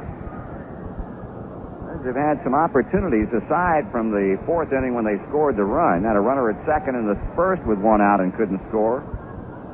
Had runners at 1st and 2nd with 1 out in the 2nd and failed to get anybody across. Now Concepcion's on with 2 outs. Foster with a very high pop-up.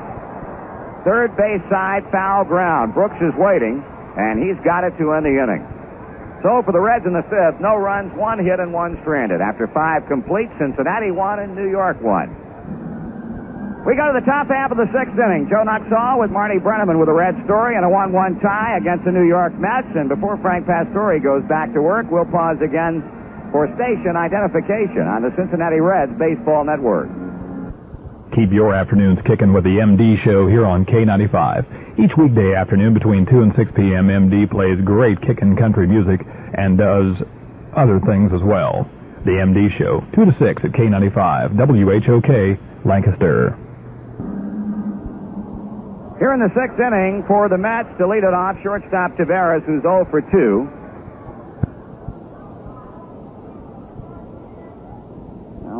player in National League history who hit for the cycle, single, double, triple, and home run in 3 different games. They were all done in 1931. He was Brooklyn Dodgers' Babe Herman. Going back some 50 years, here's a foul back and dropping short of the Mets TV booth, a couple over from us.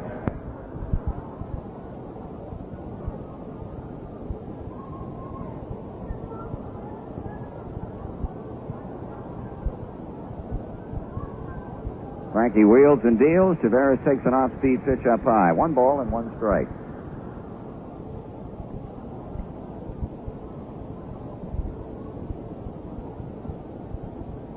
Here's another foul back. Well, the Pittsburgh Pirates front office a little bit upset, specifically GM Harding Peterson. The result of the article that appeared in the Chicago paper, written by one of the respected baseball writers around the country, Jerry Holtzman, quoting an unnamed Cub official as saying they would be very interested in signing Billy Madlock and Phil Garner if those 2 Pirate players elect to opt for free agency, and Harding Peterson wants tampering level against the Cub ball club. Ground ball to second. Oester to Driessen. That's all for Taveras. 1 out. And also the Pirates, indications are that maybe that club might be interested in dealing away Dave Parker. It'd be an interesting winner for a lot of balls. Frank needs a strike behind and delivers, and a bouncing ball wide of first, backhanded by Driessen. He leads Pastore with a perfect throw, and you had to have a perfect throw to get Brooks at first base, and that's what Danny gave to him. Good play.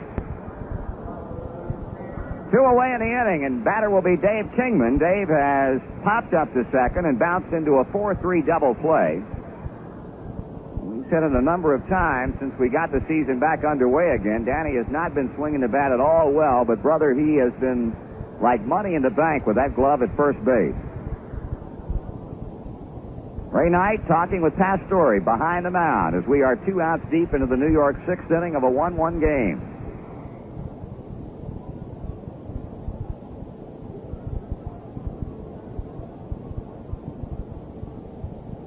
Kingman batting .240, 18 home runs.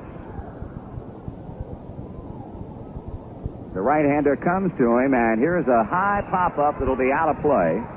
That'll drop well back into the seats directly behind the plate.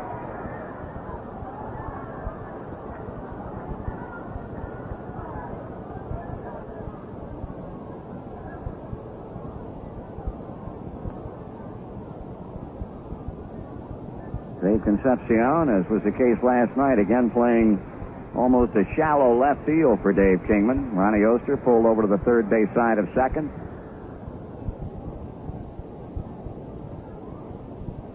Here's a strike 1 pitch. High drive, deep left field. Going back, Foster at the wall. He makes a catch. Kingman just missed one. No runs, no hits, nobody left on. In the middle of the 6th inning, the Reds and the Mets, a 1-1 game. Now let's check out the Reds' home schedule here at Riverfront in the weeks ahead. Of course, the Mets are here tomorrow afternoon and Monday night. After a 6-day road trip to Montreal and New York, we'll be back home a week from Monday night for a brief 3-game homestand with the Expos. That 3-game weeknight series starts Monday night, August 31st. On Labor Day evening, the Reds and the Padres open up a 3-game set. And after that, it's the Reds and the Dodgers for a big weekend, September 11th, 12th, and 13th. Make your plans now to catch the Reds in action. If you need a schedule or ticket information, give a call to the Reds office right now. The switchboard is open. They'll be happy to answer your questions. Call area code 513-421-4510. Danny Driessen jumps on the first Mike Marshall pitch and rips one into the right field corner and goes into second base sliding with a leadoff double.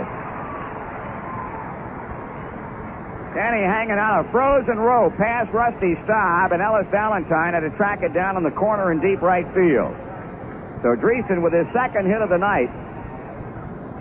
That's the second off Marshall that brings to the plate Ray Knight.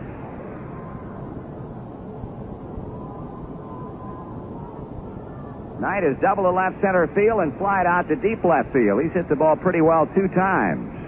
We've got activity underway in the Reds bullpen. Doug Bear, and they'll get him up in the New York bullpen. Left-hander Ray Searage and right-hander Dan Boitano. Knight hits one hard, and that's in there for a base hit. Danny Driessen holding up, now starts on to third base, and now Ray Knight coming on to second base, and he's in there. Driessen had to hold up to wait and see whether that ball might get through, and it looked like Danny slipped as he then made his first move. Marty, Danny did exactly what he had to do. The ball was coming right at him. The only way for him to get out of the way of it was to go back towards second base. He had nothing else to do but go back. So it's good base running by Danny Driessen. You certainly like to see him score, but there again, if the ball hits him, he's out and Knight's at first base. And good base running by Ray Knight because he kept right on going, anticipating that the Mets would bring the ball quickly back to the infield away from him for a possible play at the plate. So Knight's at second, Driessen's at third, nobody out, and the Reds are threatening against Marshall and company. Nolan takes it high and away for a ball.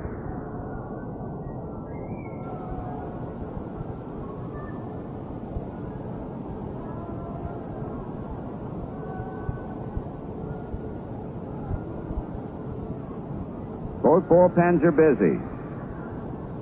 Hubie Brooks pulled in at third. Rusty Staub about even with a bag at first.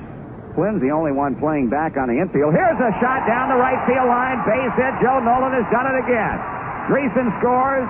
Knight will come on to score. A 2-run single for Nolan. And Cincinnati has taken a 3-1 lead.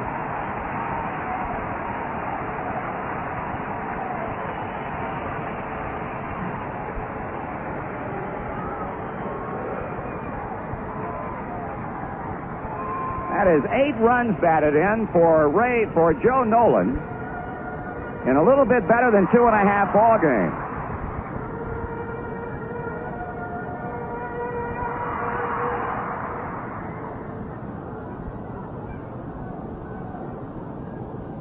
If you're scoring with us, Ray Knight getting credit for a single on that ball he hit just a moment ago. Here's Ron Oester, and the breaking pitch is down and in, ball 1.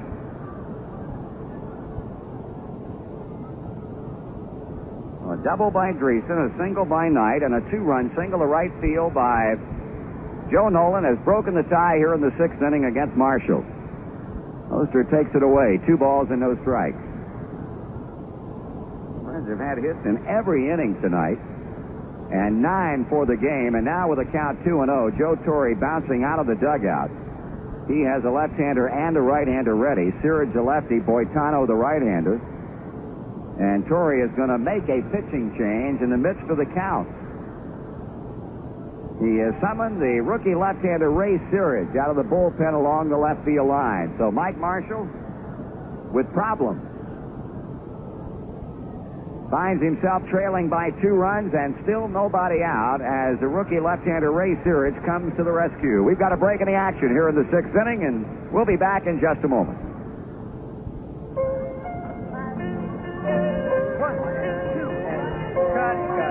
Okay, everybody, let's try it one more time. Top quality entertainment doesn't just happen.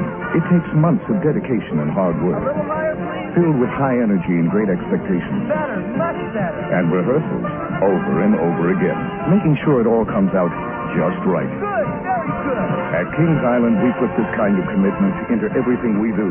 From all across America, hundreds of dynamic, talented young performers combine their special skills to bring you a quality of entertainment that's nothing less than sensational. Whether it's our biggest productions or our smallest spectaculars, we give it our all. Because we know that when you really put your heart into something, it shows.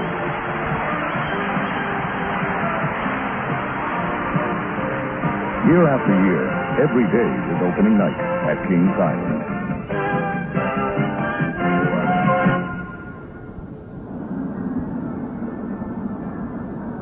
Lefty Ray Searage on the mound for the Mets, and for Searage, this will be his 7th appearance since joining the Mets. He has worked 8 1/3 innings, allowing 9 hits, has walked 6 and struck out 8. He's won 1, lost none, and owns a .450 earned run average. Of course, the Reds leading 3-1. They have Joe Nolan at first base. The count 2 balls, no strikes to Ron Oester when Joe Torre decided to make the change. And, of course, that would turn Oester around and make him, of course, bat right-handed against the lefty. So Ray Searage on the mound, third pitcher used by the Mets tonight. Pete Falcone worked 4, Mike Marshall an inning plus, and now Searage here in the 6th, as we said, with a count 2-0 to Ron Oester. Searage completes his warm-ups, and we're ready to go. Here's Marty. Okay, 2 balls and no strikes on Ronnie Oester, who's 0 for 1. He had a sacrifice fly to get in the first Cincinnati run in the 4th inning, his 28th RBI. Searage, a 26-year-old out of Freeport, New York, left-hander, 6'1" and 185 pounds. Here's a pitch to Oester, and it swung on and missed. He was acquired by the Mets AAA Farm Club Tidewater from St. Louis for Jody Davis. Now, if that name rings familiar, Jody, of course, is now the starting catcher with the Chicago Cubs. But the deal that the Mets made was back in 1979. Inside, 3 balls and a strike. Last year, Searage was 1-0 in 19 relief appearances at Tidewater.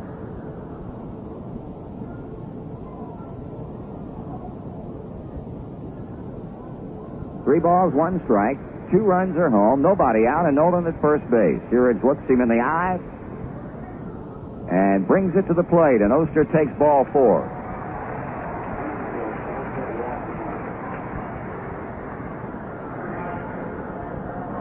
That walk charged to Mike Marshall.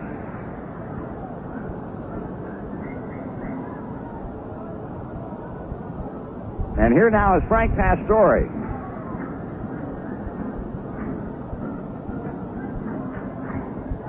Pastore has reached on a fielder's choice and popped up to the catcher. That's with a chance to play for a big inning. If Frankie can get a bunt down good enough to get both runners into scoring position, he bunts back to the mound. It's caught on the line by Searage, but no play anywhere else. Pastore bunts it right back to the pitcher, who picked it off on the soft line drive. Well, Pastore fails in his bid to advance both into scoring position, and the batter will be Dave Collins.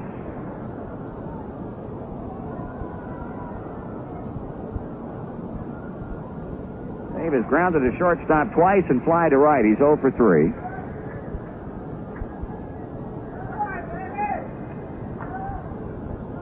Reds have cracked the 1-1 tie here in the 6th inning. With Nolan at second now, Oester at first, and 1 out.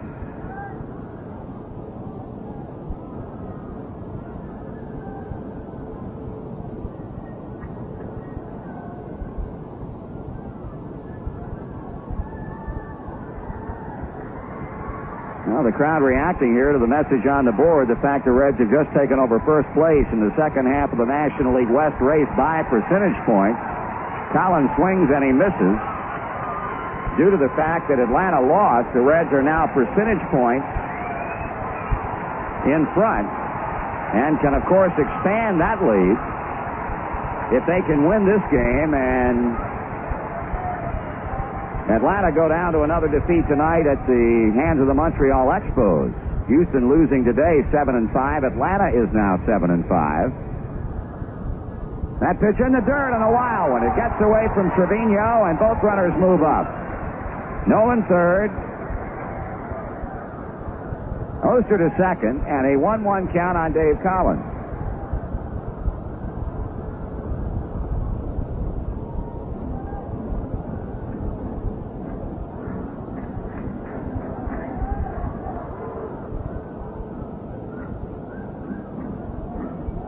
Ray Searage, the third pitcher to be used by the Mets tonight, and right now the pitcher of record is Mike Marshall. When Falcone left, it was a 1-1 ball game. Collins trying to get 2 more runs across as Searage goes to the stretch and comes to the plate. Collins takes this one in the dirt. 2 balls and a strike.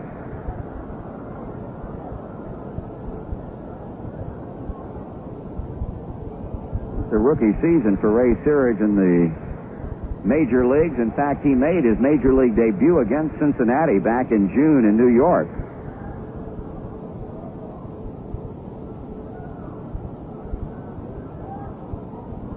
infield pulled in tight now for New York as a result of the wild pitch. Collins checking on the pitch just down. 3 balls and a strike. They still have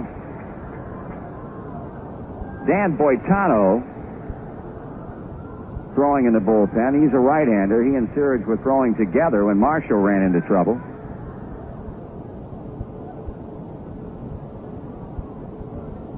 Collins waving the bat around. Things all his way right now. Searage needs to get one into the strike zone, and Collins takes ball 4. The bases are loaded.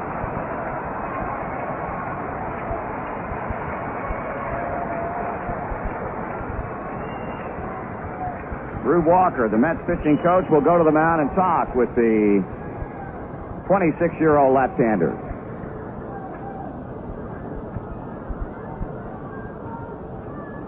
And issuing a number of congratulations tonight, and certainly would like to add another one.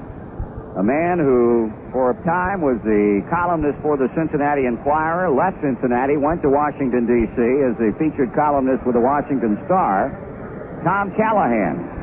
That newspaper, as you know, folded a short time ago, and Tom has been named the new sports editor of Time magazine. Quite a prestigious job, and we congratulate Tom Callahan. Ken Griffey at the plate, bases loaded. Griff takes it inside, ball 1. Kenny's 2 for 3, 2 singles. One of the infield variety has had a stolen base. On the corners, they play up, even with the bags. Staub and Brooks. Taveras and Flynn back at double play depth. Searage working out of the stretch. He kicks and throws. Griffey takes the strike. 1-1.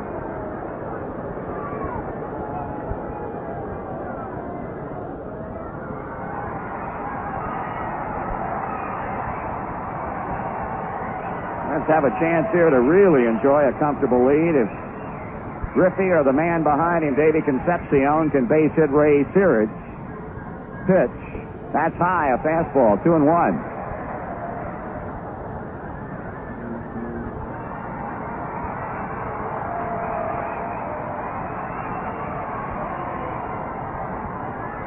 Searage looking down for the sign from Alex Trevino. The outfield about straight away.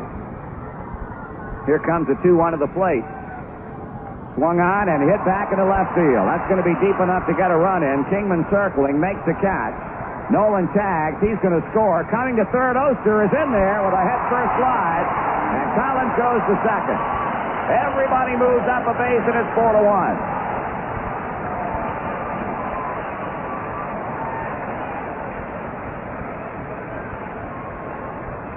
'18th RBI of the year for Ken Griffey.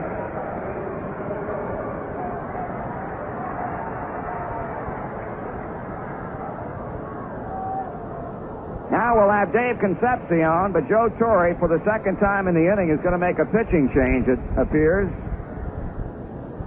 He goes back to the mound, takes the ball from the left-hander Searage, and will now turn and bring on a right-hander.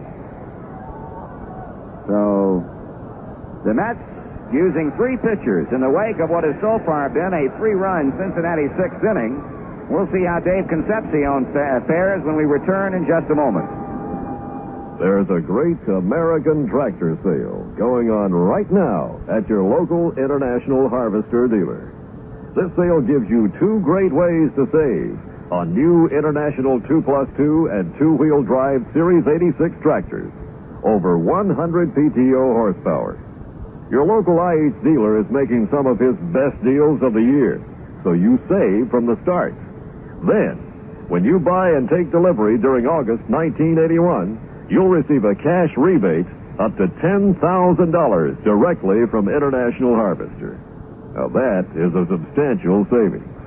And it's available now during the International Harvester Great American Tractor Sale.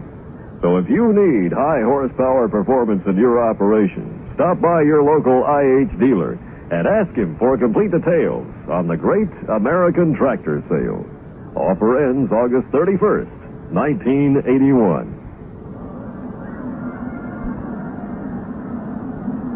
Right-hander Dan Boitano becomes the 4th pitcher used by the Mets tonight. Boitano no record as far as wins and losses. This is his 4th appearance. He owns a .675 earned run average. In 4 1/3 innings, has allowed 6 hits, has walked 2 and struck out 2. And Boitano was purchased by the Mets from the Milwaukee Brewers back on March the 28th of this year. He's from Fresno, California, 6 feet tall and weighs 185 pounds, and started his professional career in 1973 at Auburn, New York in Class A baseball, and he did spend part of the 79 season with Milwaukee, part of the 80 season, and he started the season with Milwaukee this year. So he completes his warm-ups. Dave Concepcion at the plate, Oester at third, Collins at second, the Reds leading 4-1. They're ready to go. Here's Marty. Davey 1 for 3. Had a hit his last time up, and Boitano gets out in front with a taken strike. Dan Boitano, Boitano. Joe mentioned previous big league experience with the Milwaukee Brewers. Runners at second and third. The pitch, swing and a foul back, strike 2.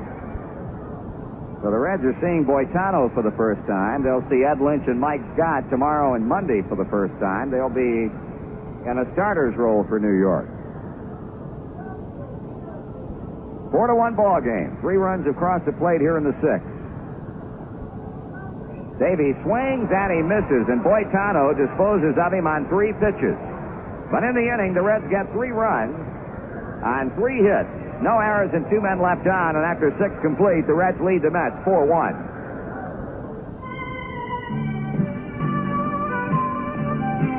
This is Hoyt Axton for Busch Beer.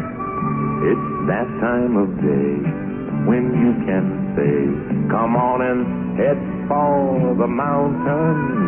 You know the best is coming your way. Head for Busch Beer. Reach out, it's here. It's time to head for the mountain. The taste is smooth and waiting for you. Waiting for you. Head for the mountain. Head for the mountain. Here's to a beer brewed slow, cold, and natural for a taste as smooth as its name. Head for Busch Beer. Head for Busch Beer. Anheuser-Busch, St. Louis, Missouri. Well, Frank Pastore, in quest of his 4th victory of the season, takes a 3-run lead into the 7th inning. He'll be facing Ellis Valentine for openers, and back with a play, here's Joe.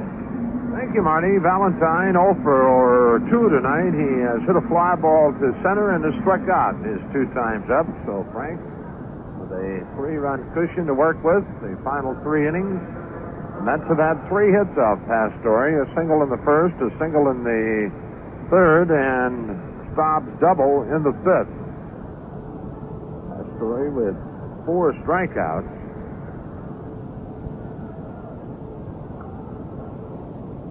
Valentine steps in, and Pastore winds and delivers, and Ellis takes it low and outside a ball.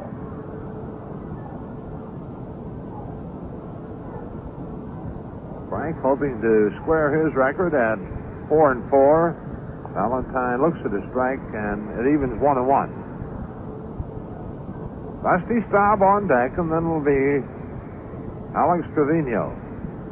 1-1 delivery. Swung on, fly ball, shallow center. Griffey moving in, and now they're waiting, and has it. 1 away.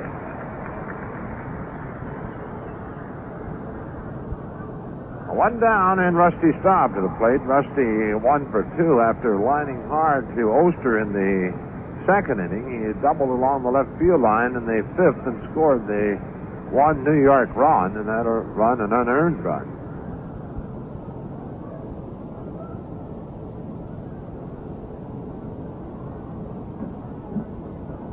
Pastore to the plate. Staub swings and bounces to Oester. Ron has it on the convenient hop on the Driessen, 2 away. Now the Dodgers lead the Cardinals 2-0. They scored 2 in the 1st inning off Ken Force, or Bob Force rather.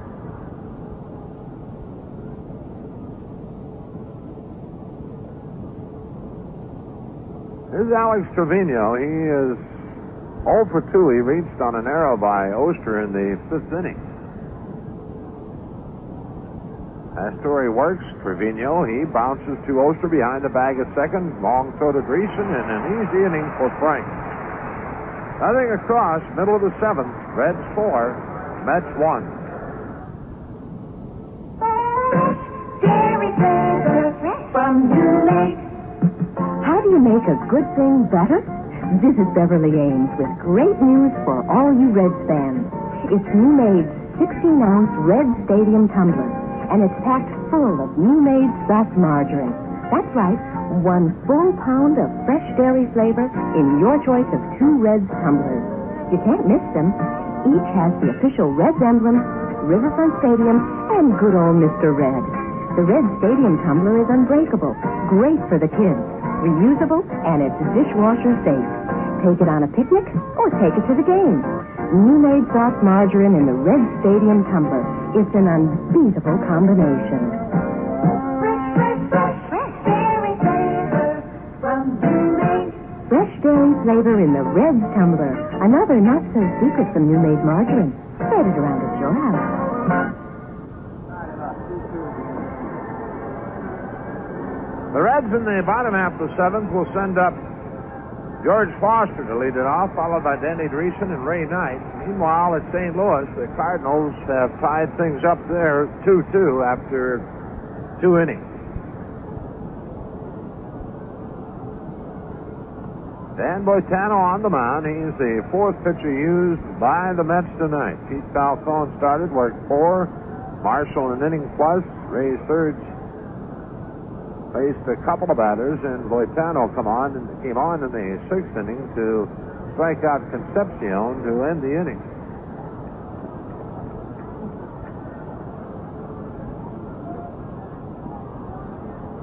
The Reds leading 4-1. They've out-hit the Mets 9-3. But 2 extra base hits in the game. Ray Knight's double in the 2nd, and Danny Driessen's double in the 6th, leading off the 3-run 6th inning. A pitch to Foster, it swung on and bounced to Brooks at 3rd. Hubie's throw on to Staub, 1 pitch, 1 out.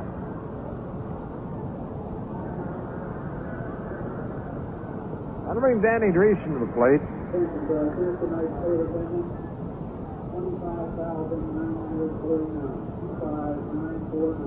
Well, the attendance here tonight at Riverfront, 25,949.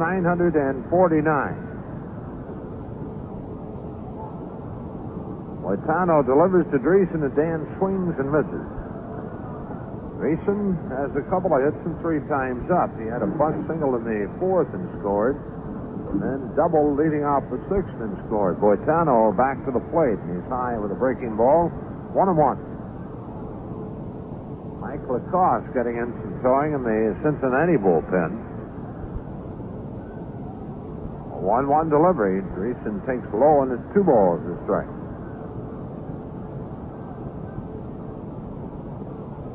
Well, at Evansville, after 1 inning, Evansville leading Indianapolis 1-0. Bill Barnum on the mound for Indianapolis. Bill 1-1.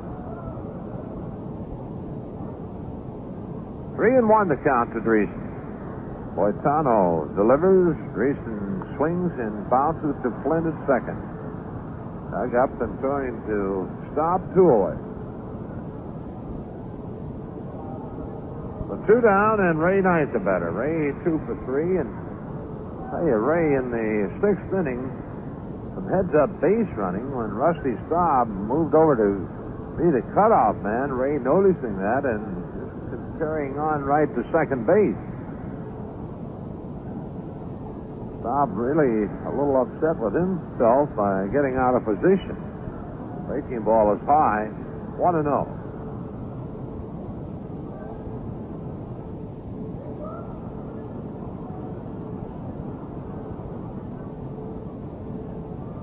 Boitano, the 1-0 to Knight. Ray takes it under the knees, 2-0. 4-1 Reds lead. Here in the 7th inning, 2 out, and a 2-0 count to Ray Knight. Pitch on the way, that's ball 3. Joe Nolan on deck, and Joe continues to swing a hot bat. He is 2 for 2 tonight, has driven in 2 of the 4 runs. Moitano's 3-0 delivery. Knight looks at a strike, and it's 3-1.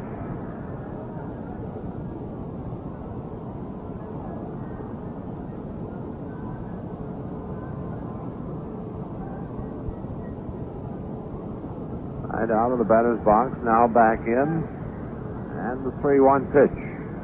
Ray takes just outside, and Ray, I think, thought that was a strike, and he hesitated leaving the batter's box. So that's the first walk issued by Moitano, and here's Joe Nolan. Joe gets a nice hand from the $25,949 here on Farmers Night. The Reds on the way to their 5th straight victory, and a win tonight leaves them in sole possession of first place in the second half of the season. Nolan swings and misses a high fastball.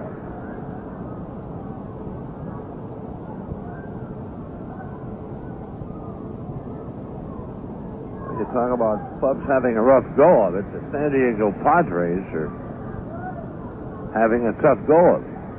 Trailing the Pirates 5-2 in the 7th inning at Pittsburgh. Pitch high, and it's 2-0 to Nolan to make it 1-1.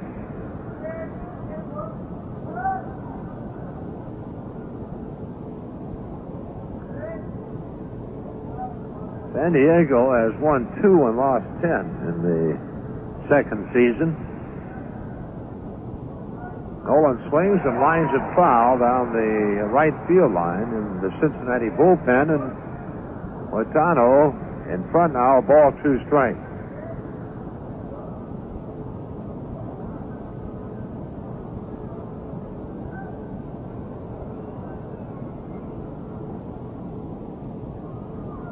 Ray Knight at first base, Ray drawing a 2-out walk.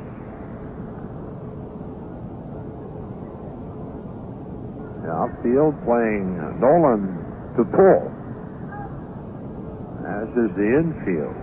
Moitano sets and delivers, and Nolan swings and fouls off to the left and back into the seats.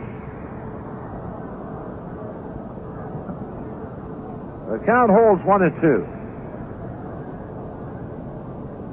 Home runs in the National League this afternoon. Tonight, Bob Horner, Jack Clark, Keith Moreland, Manny Trio, Mike Schmidt, and John Milner. Both Horner and Moreland hit 2 today. Swinging a liner into left field, a base hit by Taveras. Joe Nolan, as we said, continues a hot bat. Right now, we'll pause for station identification. This is the Cincinnati Reds Baseball Network. The whole evenings on K95 belong to Jim Sager, the Beast of Baltimore. Why do we call him the Beast? Find out for yourself. Weekdays 6 until midnight here on K95. It's the Beast of Baltimore. WHOK, Lancaster.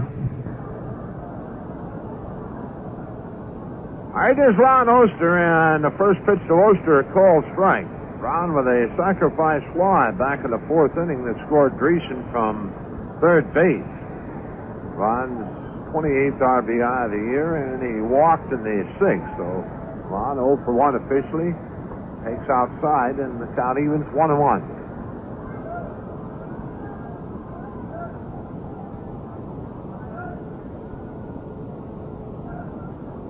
Knight at second, Nolan at first, 2 away. Moitano to the plate. Oester chops one over at the mound. Moitano has it, throwing to Staub, and that's the inning. The Reds in the 7th, no runs, a hit, no errors, 2 runners left on base, and at the end of 7, Cincinnati 4, New York 1. It's good to be back here again. Basketball game in Cincinnati again. Back where my heart has always been.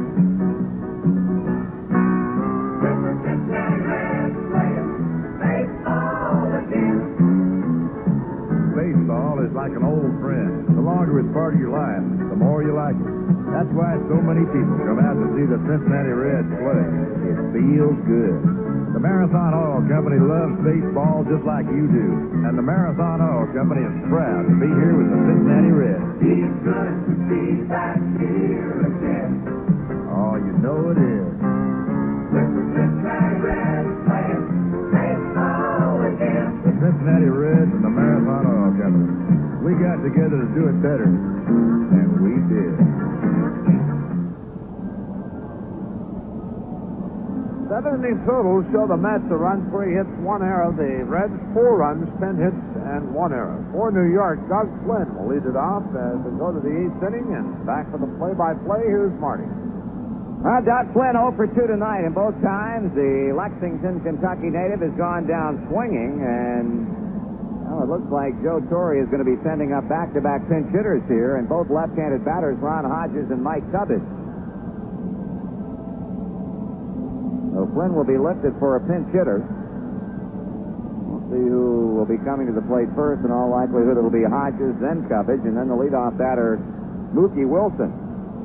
Well, it was certainly a big, big day today for the Rosie Reds here in Cincinnati. Nearly 1,000 Rosies were at the Netherland Hilton for the group's annual fashion show put on by Elder Bierman and fashion coordinator Linda Winslow. The wives and youngsters of Reds players, coaches, and executives did the modeling, and a big day for the Rosie Reds. And while on the subject, join everyone at the Reds in sending along best wishes to Rosie's president, Marie Collard. Marie and husband Norman are leaving Cincinnati next week for Florida. Dyer Miller and Neil Allen, 2 right-handers, are throwing for New York as Hodges leads things off here in the 8th inning. Pastore has been outstanding. He's given them only 1 run on 3 base hits. He delivers to Hodges and is high. Ron batting .333, has been up at 21 times this season, 7 hits. Has homered 1 time, has knocked in 3 runs.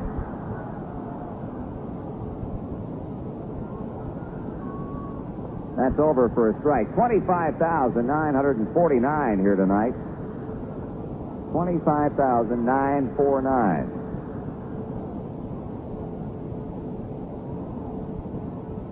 1-1 pitch. That's upstairs, the breaking ball, 2-1.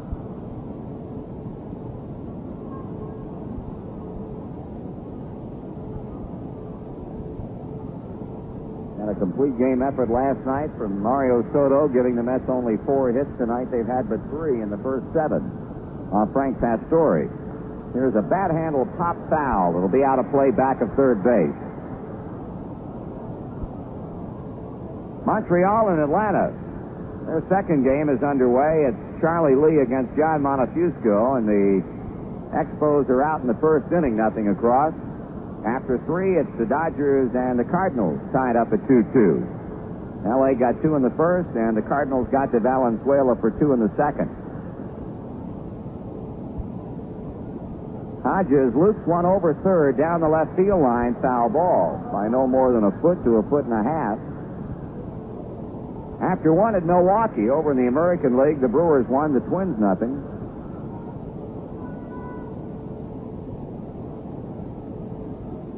And in the bottom of the 7th inning at Pittsburgh, the Pirates lead the San Diego Padres 5-3 now. San Diego getting a run in the 7th.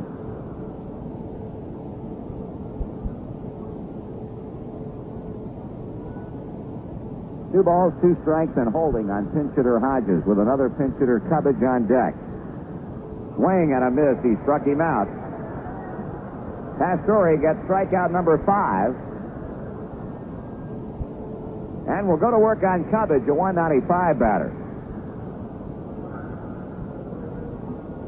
Frank has retired 10 batters in a row since Trevino reached on an error by Ron Oester in the 5th inning.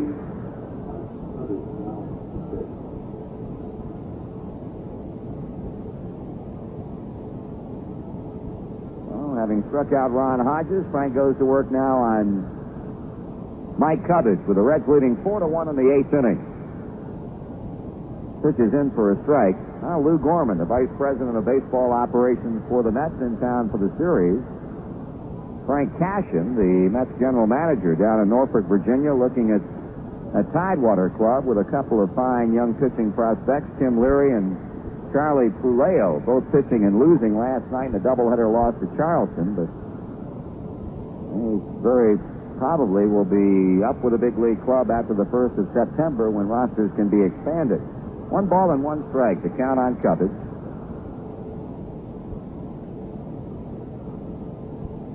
That's strike 2 call. Pastore popping the mitt.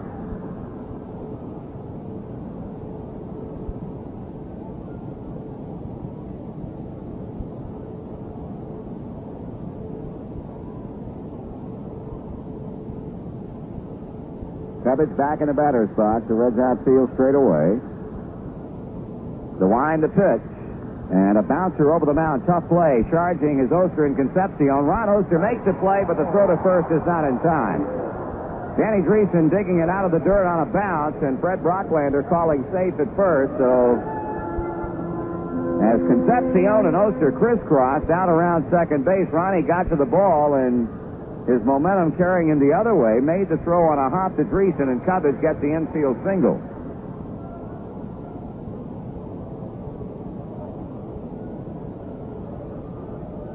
So the Mets have their first base runner since the 5th inning.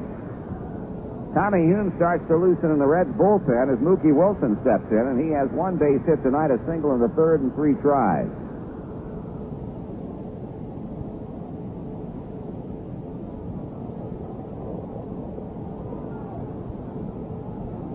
New York needing 3 runs to get even. Reds scored in the 4th inning. The Mets tied it up in the 5th, and the Reds got 3 runs in the 6th. Strike is called. The tie-breaking blow, a 2-run single by Joe Nolan, who has had a perfect 3-for-3 night tonight and has been on base 4 straight times, counting the walk that he had back in the 2nd. And the other run came in on a Ken Griffey sacrifice fly. Line drive over shortstop. That drops into left center field. Cubbage will go to second and hold there. And now Trevino might be called back, and Lee Mazzilli may well come to the plate to pinch hit. Reds pitching coach Bill Fisher bouncing out of the first base dugout and taking the slow walk to the mound. The first time that Pastore has been visited out there tonight. Joe Torre will pull out all stops, getting 1 out base hits by Cubbage and Wilson. And will send a man to the plate with power to tie things up, and Lee Mazzilli, as the meeting continues on the mound here.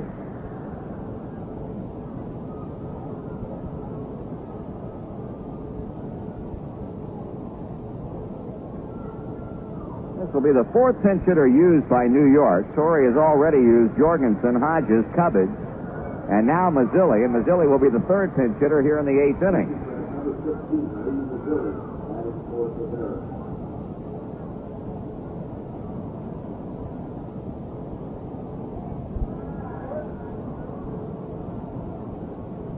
Lee Mazzilli will be the man at the plate with a .215 batting average, 3 homers and 20 RBIs, 1 for 3 this season as a pinch hitter. Normally he's in the starting lineup, but we pointed out the fact earlier tonight that he was scratched as a starter for this one because of back spasms.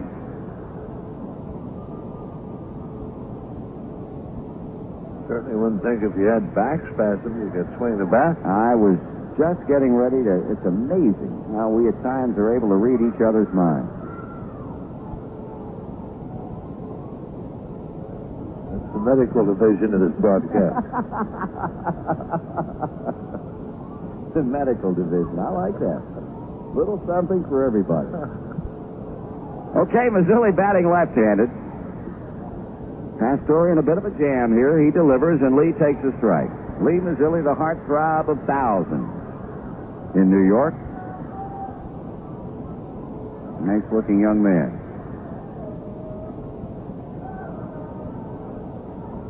Back to the plate, and Mazzilli swings and fouls it away. He's down 2 strikes.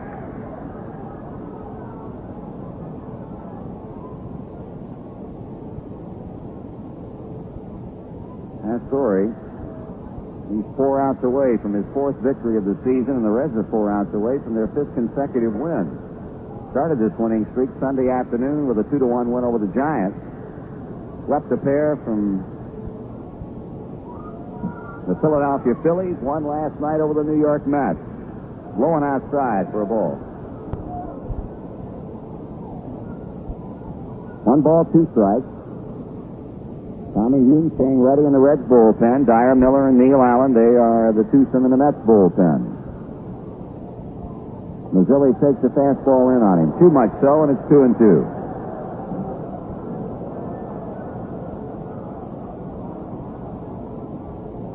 2 balls, 2 strikes, 1 out, 2 on.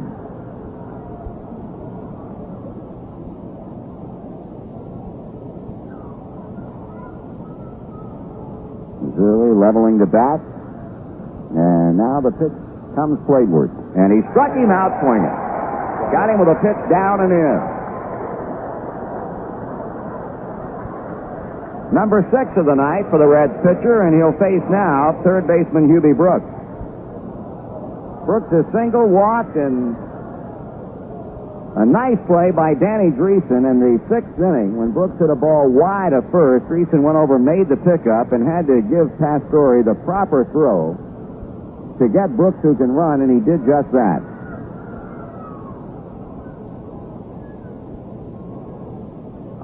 Hit one off the end of the bat foul. It hops into the Reds dugout. Paul Mosco spears it and throws it onto the Reds ball boy.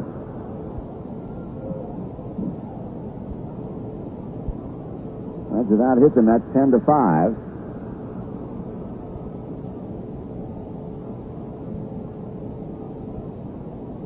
Right-handed batting Hubie Brooks.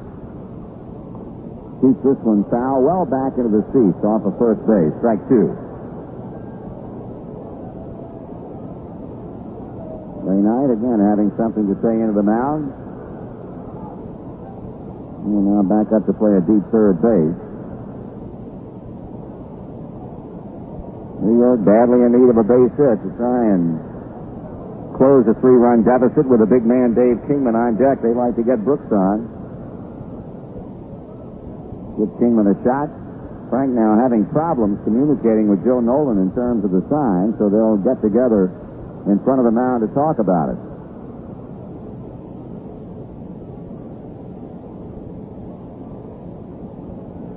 And they chat some more. Inning open when Ron Hodges struck out pinch hitting for Doug Flynn. Taveras got an infield single. Wilson looped one over shortstop in the left center field. Mazzilli batted for Taveras and struck out. Frank ready to go to work once again with a count of no balls and 2 strikes. Here's a pitch. And he's high with a fastball.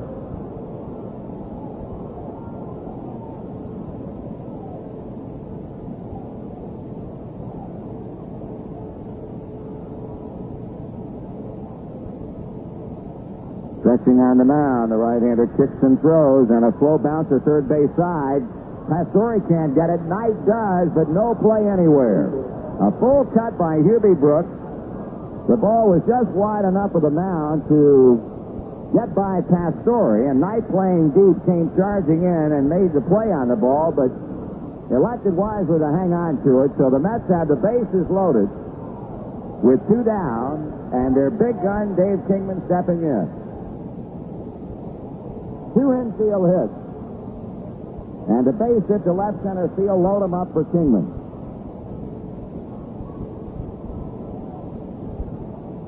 A little nerve-wracking, isn't it? I'm telling you. That's what this game's all about. I know where you're coming from. Huh? Dave Kingman? Had Mike Schmidt up there in a couple of situations. Sure did. Knocked him off, so just go to work on the big guy. Still makes you perspire a little bit. You know what I mean? Well, if I were on the mound, I'd be perspiring too. Here's the first pitch to Kingman, and it's outside.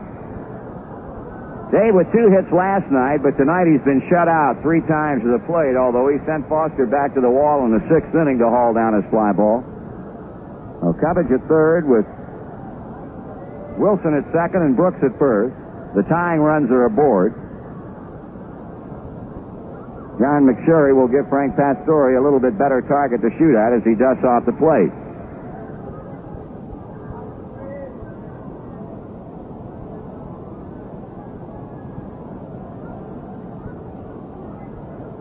Okay, Frankie sights the sign, rocks to the windup, works, swing, and a miss. 1 ball and 1 strike as Dave stirs up the air around the plate. Hard ball. That's what it's all about. Good fastball and a good swing. And a miss. Go with your power. Give him your best shot. Just relax myself. 1 ball and 1 strike. Kingman taking, and that's down and away. 2-1 to him. Pastore was rolling along, but that's had a couple of infield singles. Loading the bases with 2 down, 2-1 to count on Kingman with 18 home runs. Joe Price has now joined Tom Hume in the Reds bullpen. Frank works. Kingman swings, and he fouls it back, and it's even at 2-2. This could be a most profitable evening for Cincinnati in view of Houston's loss today at Philadelphia and Atlanta dropping a 1-run game 5-4 to Montreal in the first of their twilighter down in Atlanta.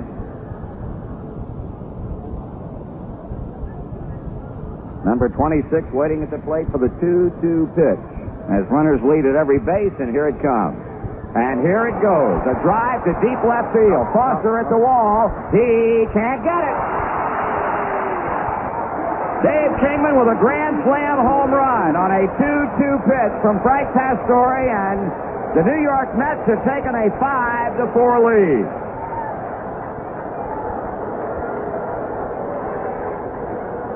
Number 19 for Kingman, and Pastore beside himself.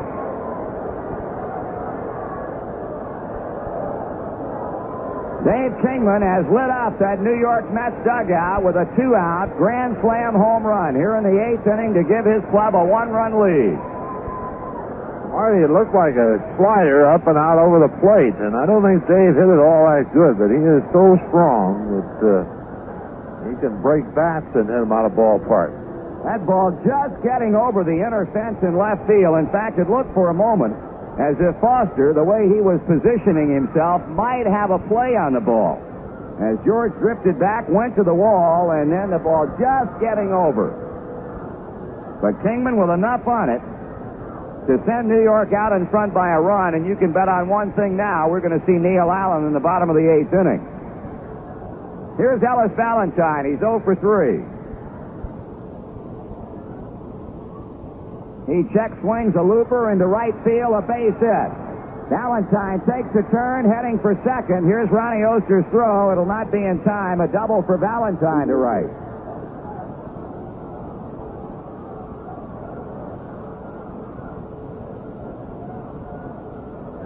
Of course, Frank Pastore is scheduled to lead off the bottom of the inning, and certainly John McNamara would like for him to be able to get through this one. Then lift him for the pinch hitter in the bottom of the inning, and then bring on Tommy Hume in the 9th. But the Mets' 8th inning continues now for Rusty Staub. Staub is lined out, double and scored, and grounded out to second, and now Mac comes out of the dugout and goes to the mound, and we'll probably see lefty Joe Price. So New York has come off the mat, entering the inning trailing by 3. Dave Kingman's grand slam home run has given him a 5-4 lead. A dejected Frank Pastore heads to the Cincinnati dugout. And it'll be Tommy Hume who will come on to take Pastore's place on the mound and face Rusty Staub. And we'll be back with more in just a moment. 1, 2, cut. Okay, everybody, let's try it one more time. Top quality entertainment doesn't just happen. It takes months of dedication and hard work, filled with high energy and great expectations. Better, much better. And rehearsals over and over again, making sure it all comes out just right. Good, very good. At Kings Island, we put this kind of commitment into everything we do. From all across America, hundreds of dynamic, talented young performers combine their special skills to bring you a quality of entertainment that's nothing less than sensational. Whether it's our biggest productions or our smallest spectaculars, we give it our all. Because we know that when you really put your heart into something, it shows.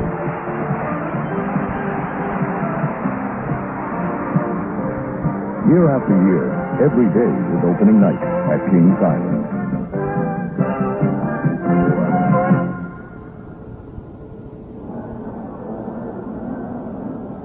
Tommy Hume becomes the new pitcher for the Reds here in the 8th inning. The Mets have taken a 5-4 lead. They have Ellis Valentine at second base with 2 out, and the batter Rusty Staub. Hume making his 32nd appearance of the year. He's won 6 and lost 2 with a even 3 earned run average. In 42 innings, Tom has allowed 36 hits, has walked 20, and has struck out 16.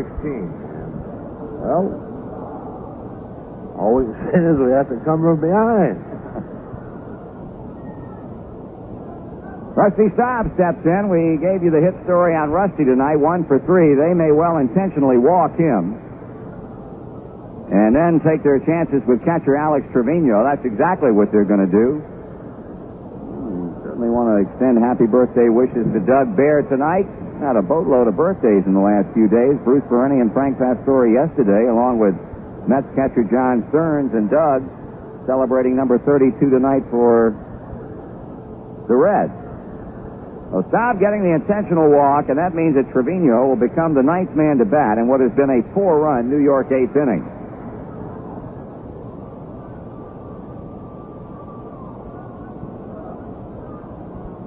Well, let's see. Trevino has flied to right, reached on an error, and grounded out to second. Ron Hodges, who led off the inning as a pinch hitter and struck out, is on deck. 2 men on, 2 men out. Hume with a pitch, and Trevino takes the strike. Tommy has been outstanding here in the second half of the season, allowing only 3 hits in 6 2/3 innings, in which he has not allowed the opposition a run, recording 3 saves and 2 wins. He's even now on Trevino, 1 ball and 1 strike. Well, Hume will probably be required to just get 1 out because he would lead off the bottom of the inning, and then we'll have Dave Collins and Ken Griffey. And we certainly expect to see right-hander Neil Allen swing and a miss. Allen has been their main man, coming on in the late innings to try and preserve a New York win. 1 ball, 2 strikes, Hume with Trevino, and popped up but out of play. The inning opened when Hodges struck out, but pinch hitter Cubbage got an infield single behind second. Wilson singled to left center field after Mazzilli, pinch hitting for Taveras, struck out. Hubie Brooks got an infield single, third base side, and then Dave Kingman hit a 2-2 pitch out of here for a grand slam home run to send New York up by 1. Here's a ground ball to shortstop. The inning should be over. Concepcion to Oester. But the Mets in the 8th get 4 runs on 5 base hits, no errors and 2 outs, and after 7.5, New York 5 and Cincinnati 4. Baby, there's none like you. You do just what you want to do. Ooh, when you my sweet dear, you like your beer, refreshing as mountain air. Oh, you're like a restless time. You like your mountain fire. Head for the mountains are good. Reach out and you'll be here. Just a will. Just reach out and you'll be here in the mountains of Woodfield.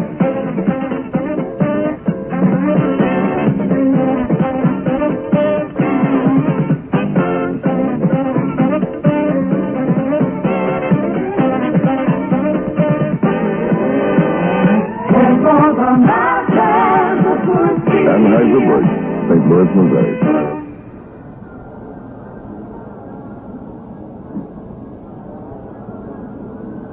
Well, a new pitcher on the mound for the Mets, and it's Neil Allen, the right-hander. Neil becomes the 5th pitcher used by New York. Allen making his 27th appearance of the year. He's won 4 and lost 3 with a .285 earned run average.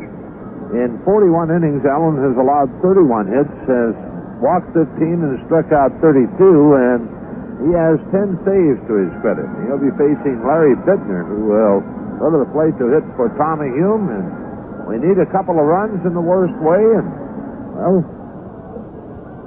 let's get him, sir. I'll buy that. We've got some changes for New York. In fact, a number of them. Ron Hodges remains in the game to catch. Bob Baylor has gone to shortstop. And the do-everything man on this New York club, Alex Trevino, is now playing second base. Neil Allen will be facing first out of the chute pinch hitter Larry Bittner. Bittner will bat for Tommy Humes, so Tommy goes a third of an inning. Bittner batting .321, 7 RBIs. He, of course, a left-handed batter, and 5 for 14 in pinch hit situations.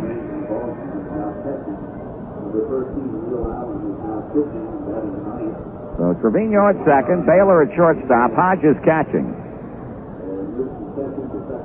Here's a pitch to Bittner, a check swing grounder hit right over the bag at third, and the throw to first, got him. The throw came before Rusty Staub got to first base, and Rusty had to grab the throw, which was a bit offline from Brooks, and dive to the bag to beat Bittner there. Hubie Brooks guarding the line, and that's where Bittner hit the ball right down the third baseline. Did not make the best throw in the world, but Staub dove at the bag with his glove and got there before Bittner did. One down, here's Dave Collins. He's 0 for 3 with a walk. Well, the Reds are going to have to come from behind if they are to run their winning streak to 5.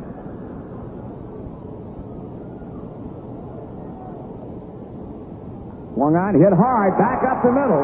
Allen went down trying to come up with the ball, but couldn't get it. Collins is on with a base hit.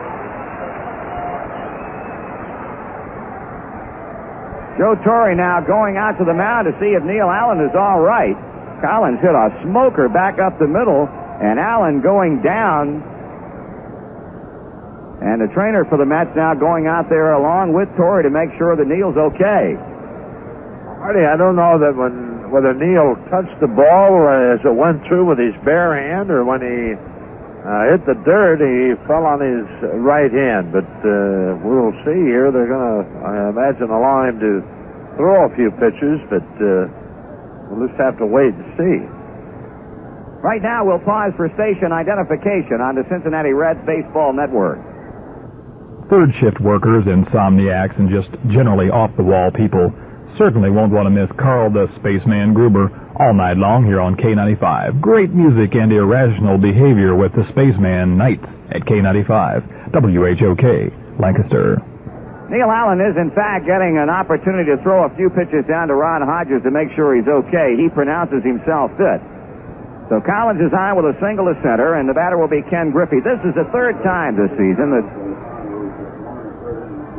Neil Allen has pitched against Cincinnati. Both losses in New York in June, and on the 9th of June, he worked 1 inning giving up a hit, 2 runs, 1 earned with a walk and 2 strikeouts. And then on the 10th of June, in a loss 2-0, he worked an inning and struck out a batter. Now here's Ken Griffey. Tying run on, 1 out. Griffey hits it hard into center field for a base hit. Collins goes to second and stops right there.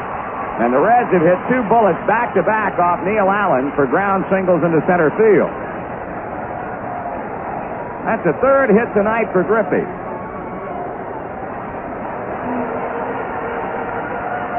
Oh, here come the Reds, trying to at the least tie it up, at the most to go out in front. Dave Concepcion a single and 4 trips, and the Mets bullpen, which has been extremely busy tonight, is going to get active once again with right-hander Dyer Miller. Cincinnati now with 12 hits in the game. We talked about Doug Bear's birthday today. He's throwing in the bullpen.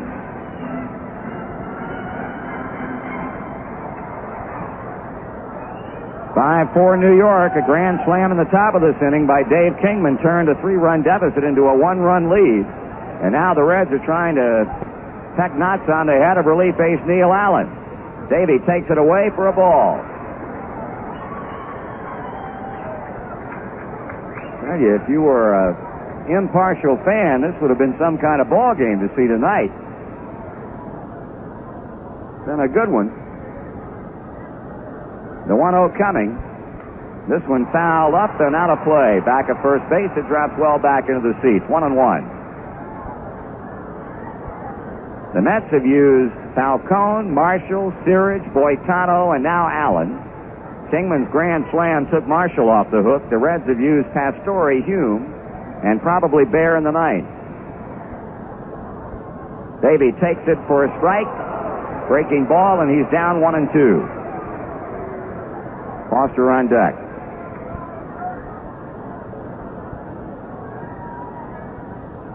Allen with 10 saves to his credit. Looking to Hodges for the side. The outfield is straight away and deep for Concepcion. Here's the stretch, the pause, and the pitch. And he struck him out swinging. Second straight time Concepcion is fanned, and now Foster at the plate. The Mets had their big guy up in the top of the eighth, and now the Reds in a similar situation in the bottom of the eighth inning.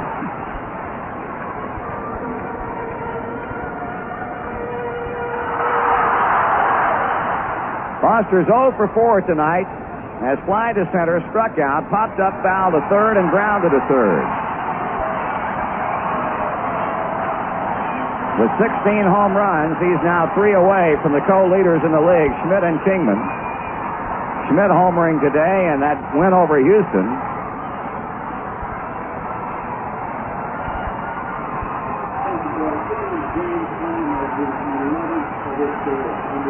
Jim Ferguson just informed us a grand slam by Kingman, the 11th that he has hit in his major league career.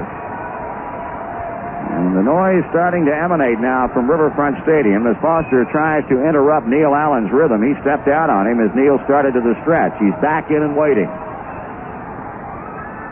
Here comes a pitch. Foster takes it outside, ball 1.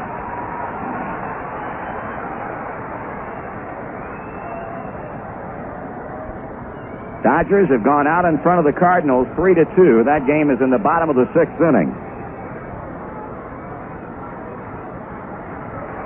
The 1-0 pitch, 2 balls and no strikes. Of course, the Dodgers started off tonight only 1 game back with a record of 6-5.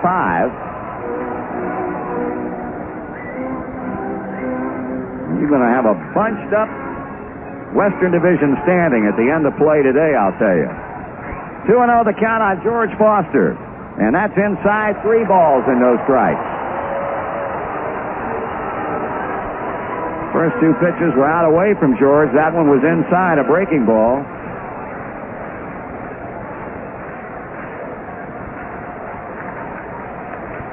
Allen ready to do business again, but waiting on Foster.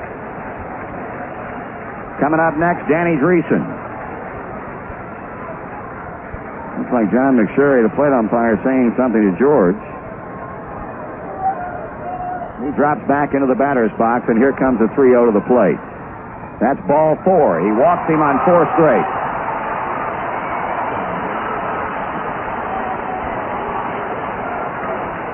Well, Neil Allen really didn't get George anything at all to hit at. Obvious that he would, even though it meant loading the bases, prefer to pitch to Danny Driessen than George Foster. And Danny tonight has had a bunt single and a double. He's been up 4 times. He has scored twice.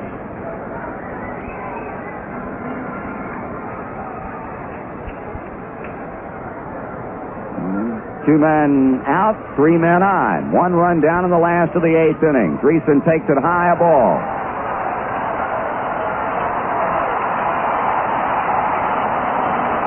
The noise begins anew with Collins leading at third, Griffey leading at second, Foster leading at first.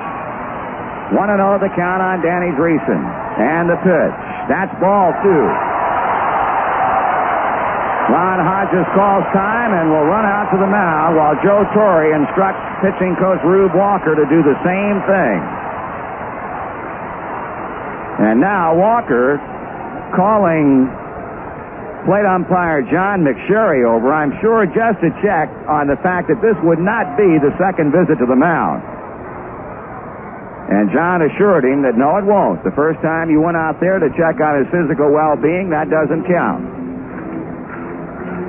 So Walker trying to become a calming influence on Neil Allen, who has thrown 6 straight pitches out of the strike zone, 4 to Foster and 2 to Driessen.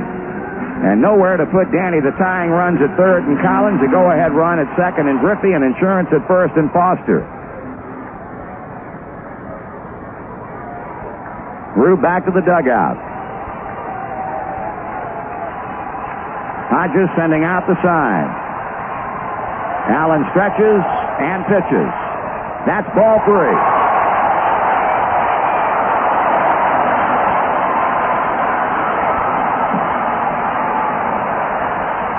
Three balls and no strikes. One pitch out of the strike zone away from tying it up. That's over for a strike call.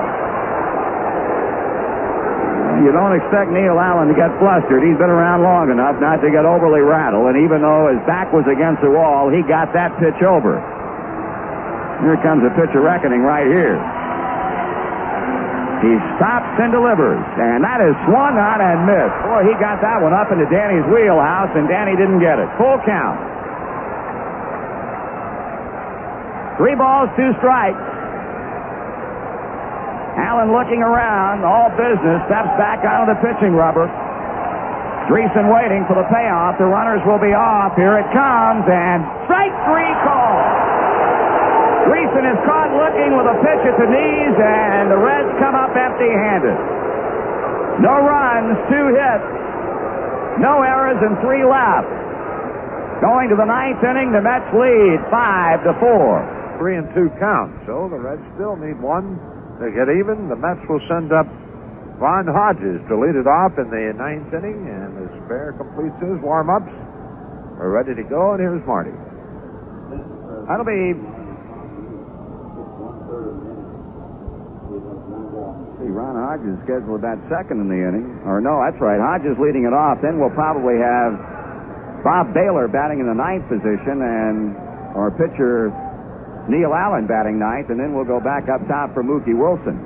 Ron Hodges came into the game as a pinch hitter in the 8th and struck out. So Bear becomes the 3rd Reds pitcher of the night, following Frank Pastore and Tommy Hume. He delivers to Hodges, and the pitch is away, a fastball. Doug has pitched very well here in the second half of the season. In fact, you can say that about everybody in the Cincinnati bullpen. They have simply been outstanding.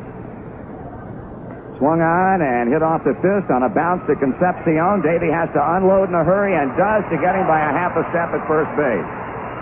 Davey had to back up on that ball to play it on the hop.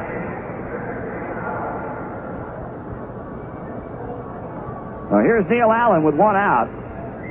Talking about the bullpen, the Reds bullpenners have allowed only 4 runs in 33 1/3 innings during the 10 games of the second half, coming into this one tonight for a collective ERA of 1.09.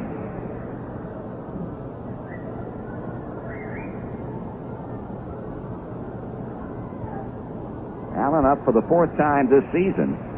He fouls it back and out of play upstairs.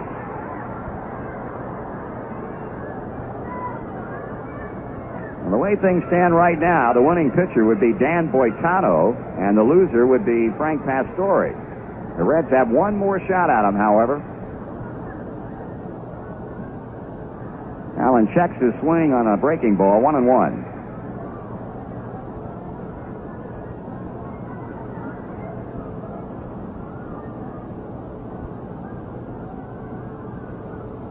This one fouled up and out of here. 1 ball and 2 strikes.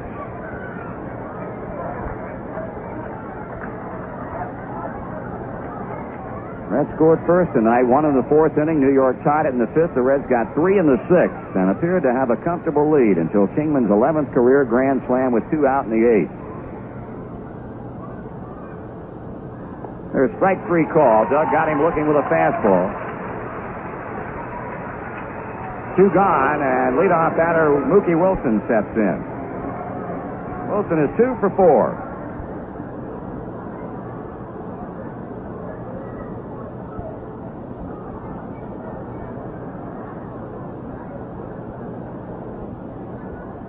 Looking ahead of the bottom of the 9th inning, scheduled to bat Ray Knight, Joe Nolan, and Ron Oester. Here's a foul fly out of play to left field.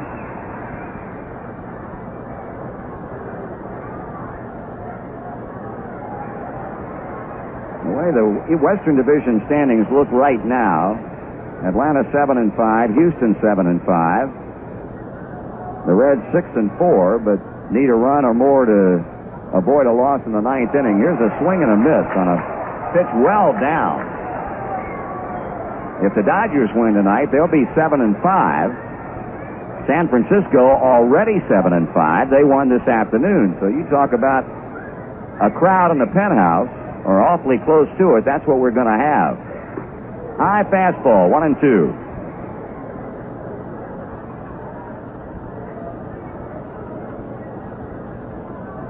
Two outs, the bases are empty, top of the ninth. New York 5, Cincinnati 4. Mets trying to beat the Reds for the first time in 5 tries.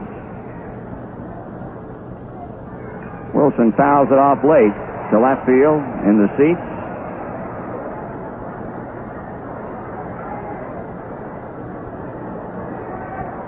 Hodges is grounded to shortstop. Allen has struck out. Bear rocks, kicks, and he fires.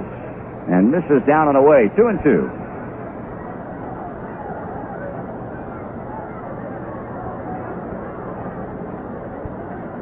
And the 3-2 pitch coming to Mookie Wilson. That's ball 4. Well, Bear was out in front and ends up walking him.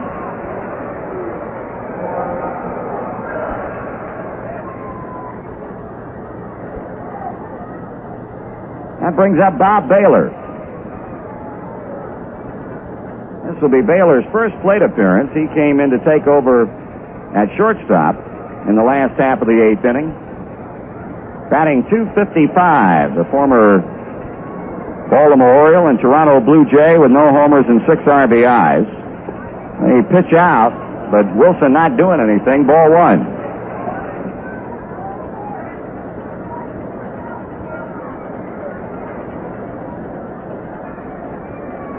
Mets have used a lot of players. Throwing to first base, Doug Bear.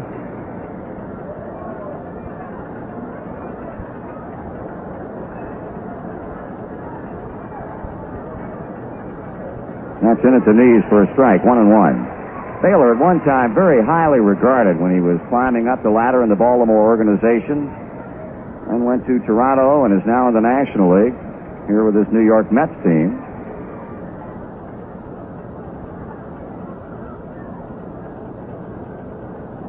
There's a throw to first again.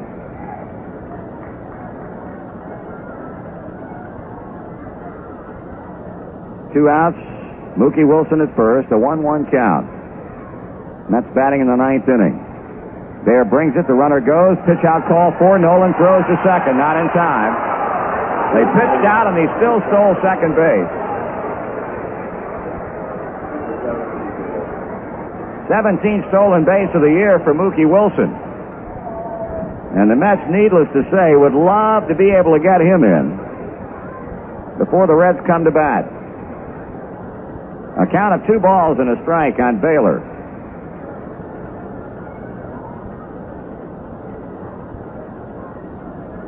There checks him at second. Brings it to the plate. That's ball 3.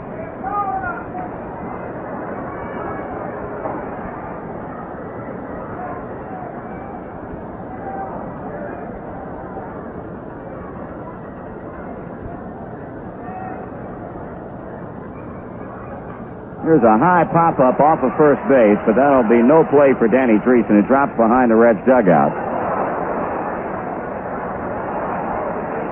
Well, the string is out on Bob Baylor. 3 balls and 2 strikes. Atlanta's taken a 1-0 lead over Montreal. That game's in the last of the second down in Atlanta, as the Braves now try to gain a split in that doubleheader after the Expos won the opener 5-4. 3-2 pitch. Here it comes. And that is ball 4, and Bear has now walked him back-to-back with 2 outs.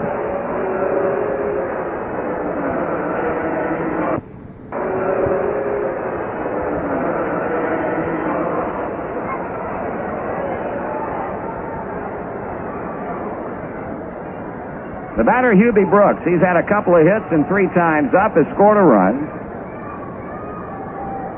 Bear retired Hodges and Neil Allen routinely, but walks Wilson, walks Baylor, and Scott Brown will start to loosen up.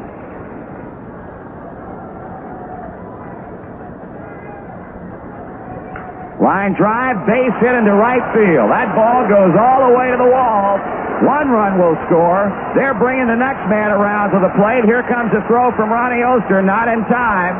A 2-run double to right field by Hubie Brooks, and boy, that blow hurts a bunch.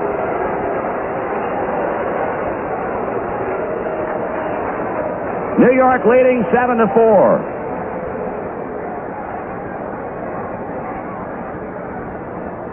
Brooks goes to third on the throw to the plate.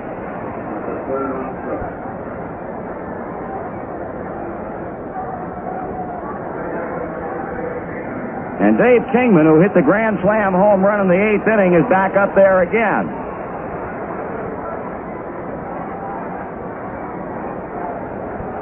Two outs, nobody on base. 2 walks in a row and a double to right field. 7-4 New York.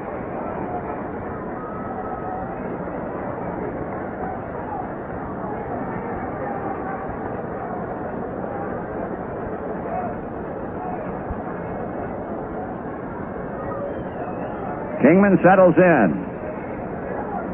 Brooks leading off the bag at third base. Here's a pitch. Ground ball slapped to third, deep. Ray Knight has it. He throws to first in time, and that's the inning, but damage done. New York gets 2 runs, 1 hit. No errors and 1 left, and after 8.5, it's the Mets 7, the Reds 4. Facing Ray Knight to begin the home half of the 9th inning, and Knight has double and single and 3 times up, and he's also walked once. So Cincinnati needs a big, big finish here in order to keep the winning streak alive and, at least for this day, entertain hopes of moving into first place.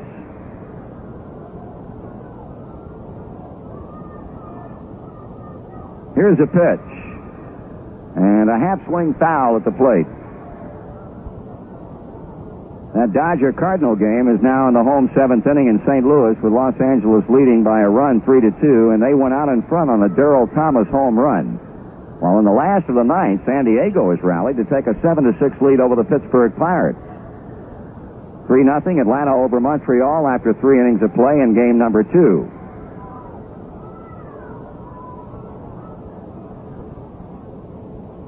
One ball and 1 strike. Allen tonight.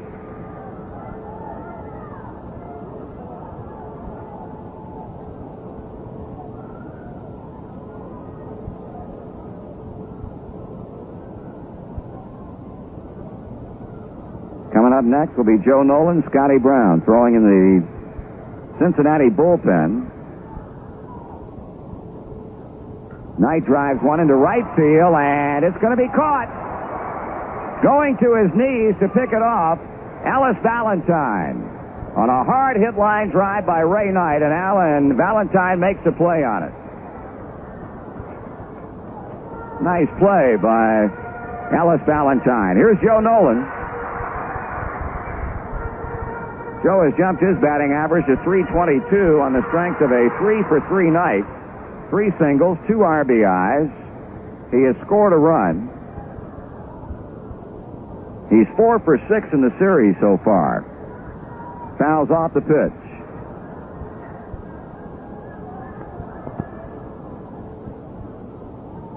Here's a drive into right center field. Racing back Mookie Wilson. He'll run it down. 2 out.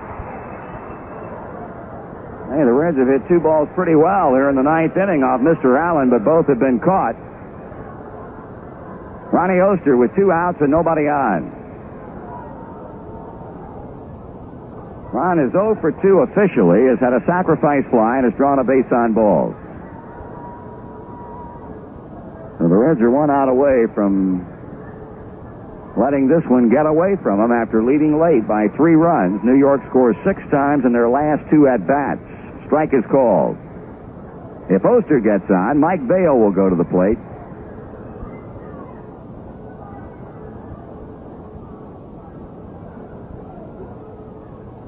Ground ball by the mound, but played by the second baseman. Trevino throws to first, and that wraps it up.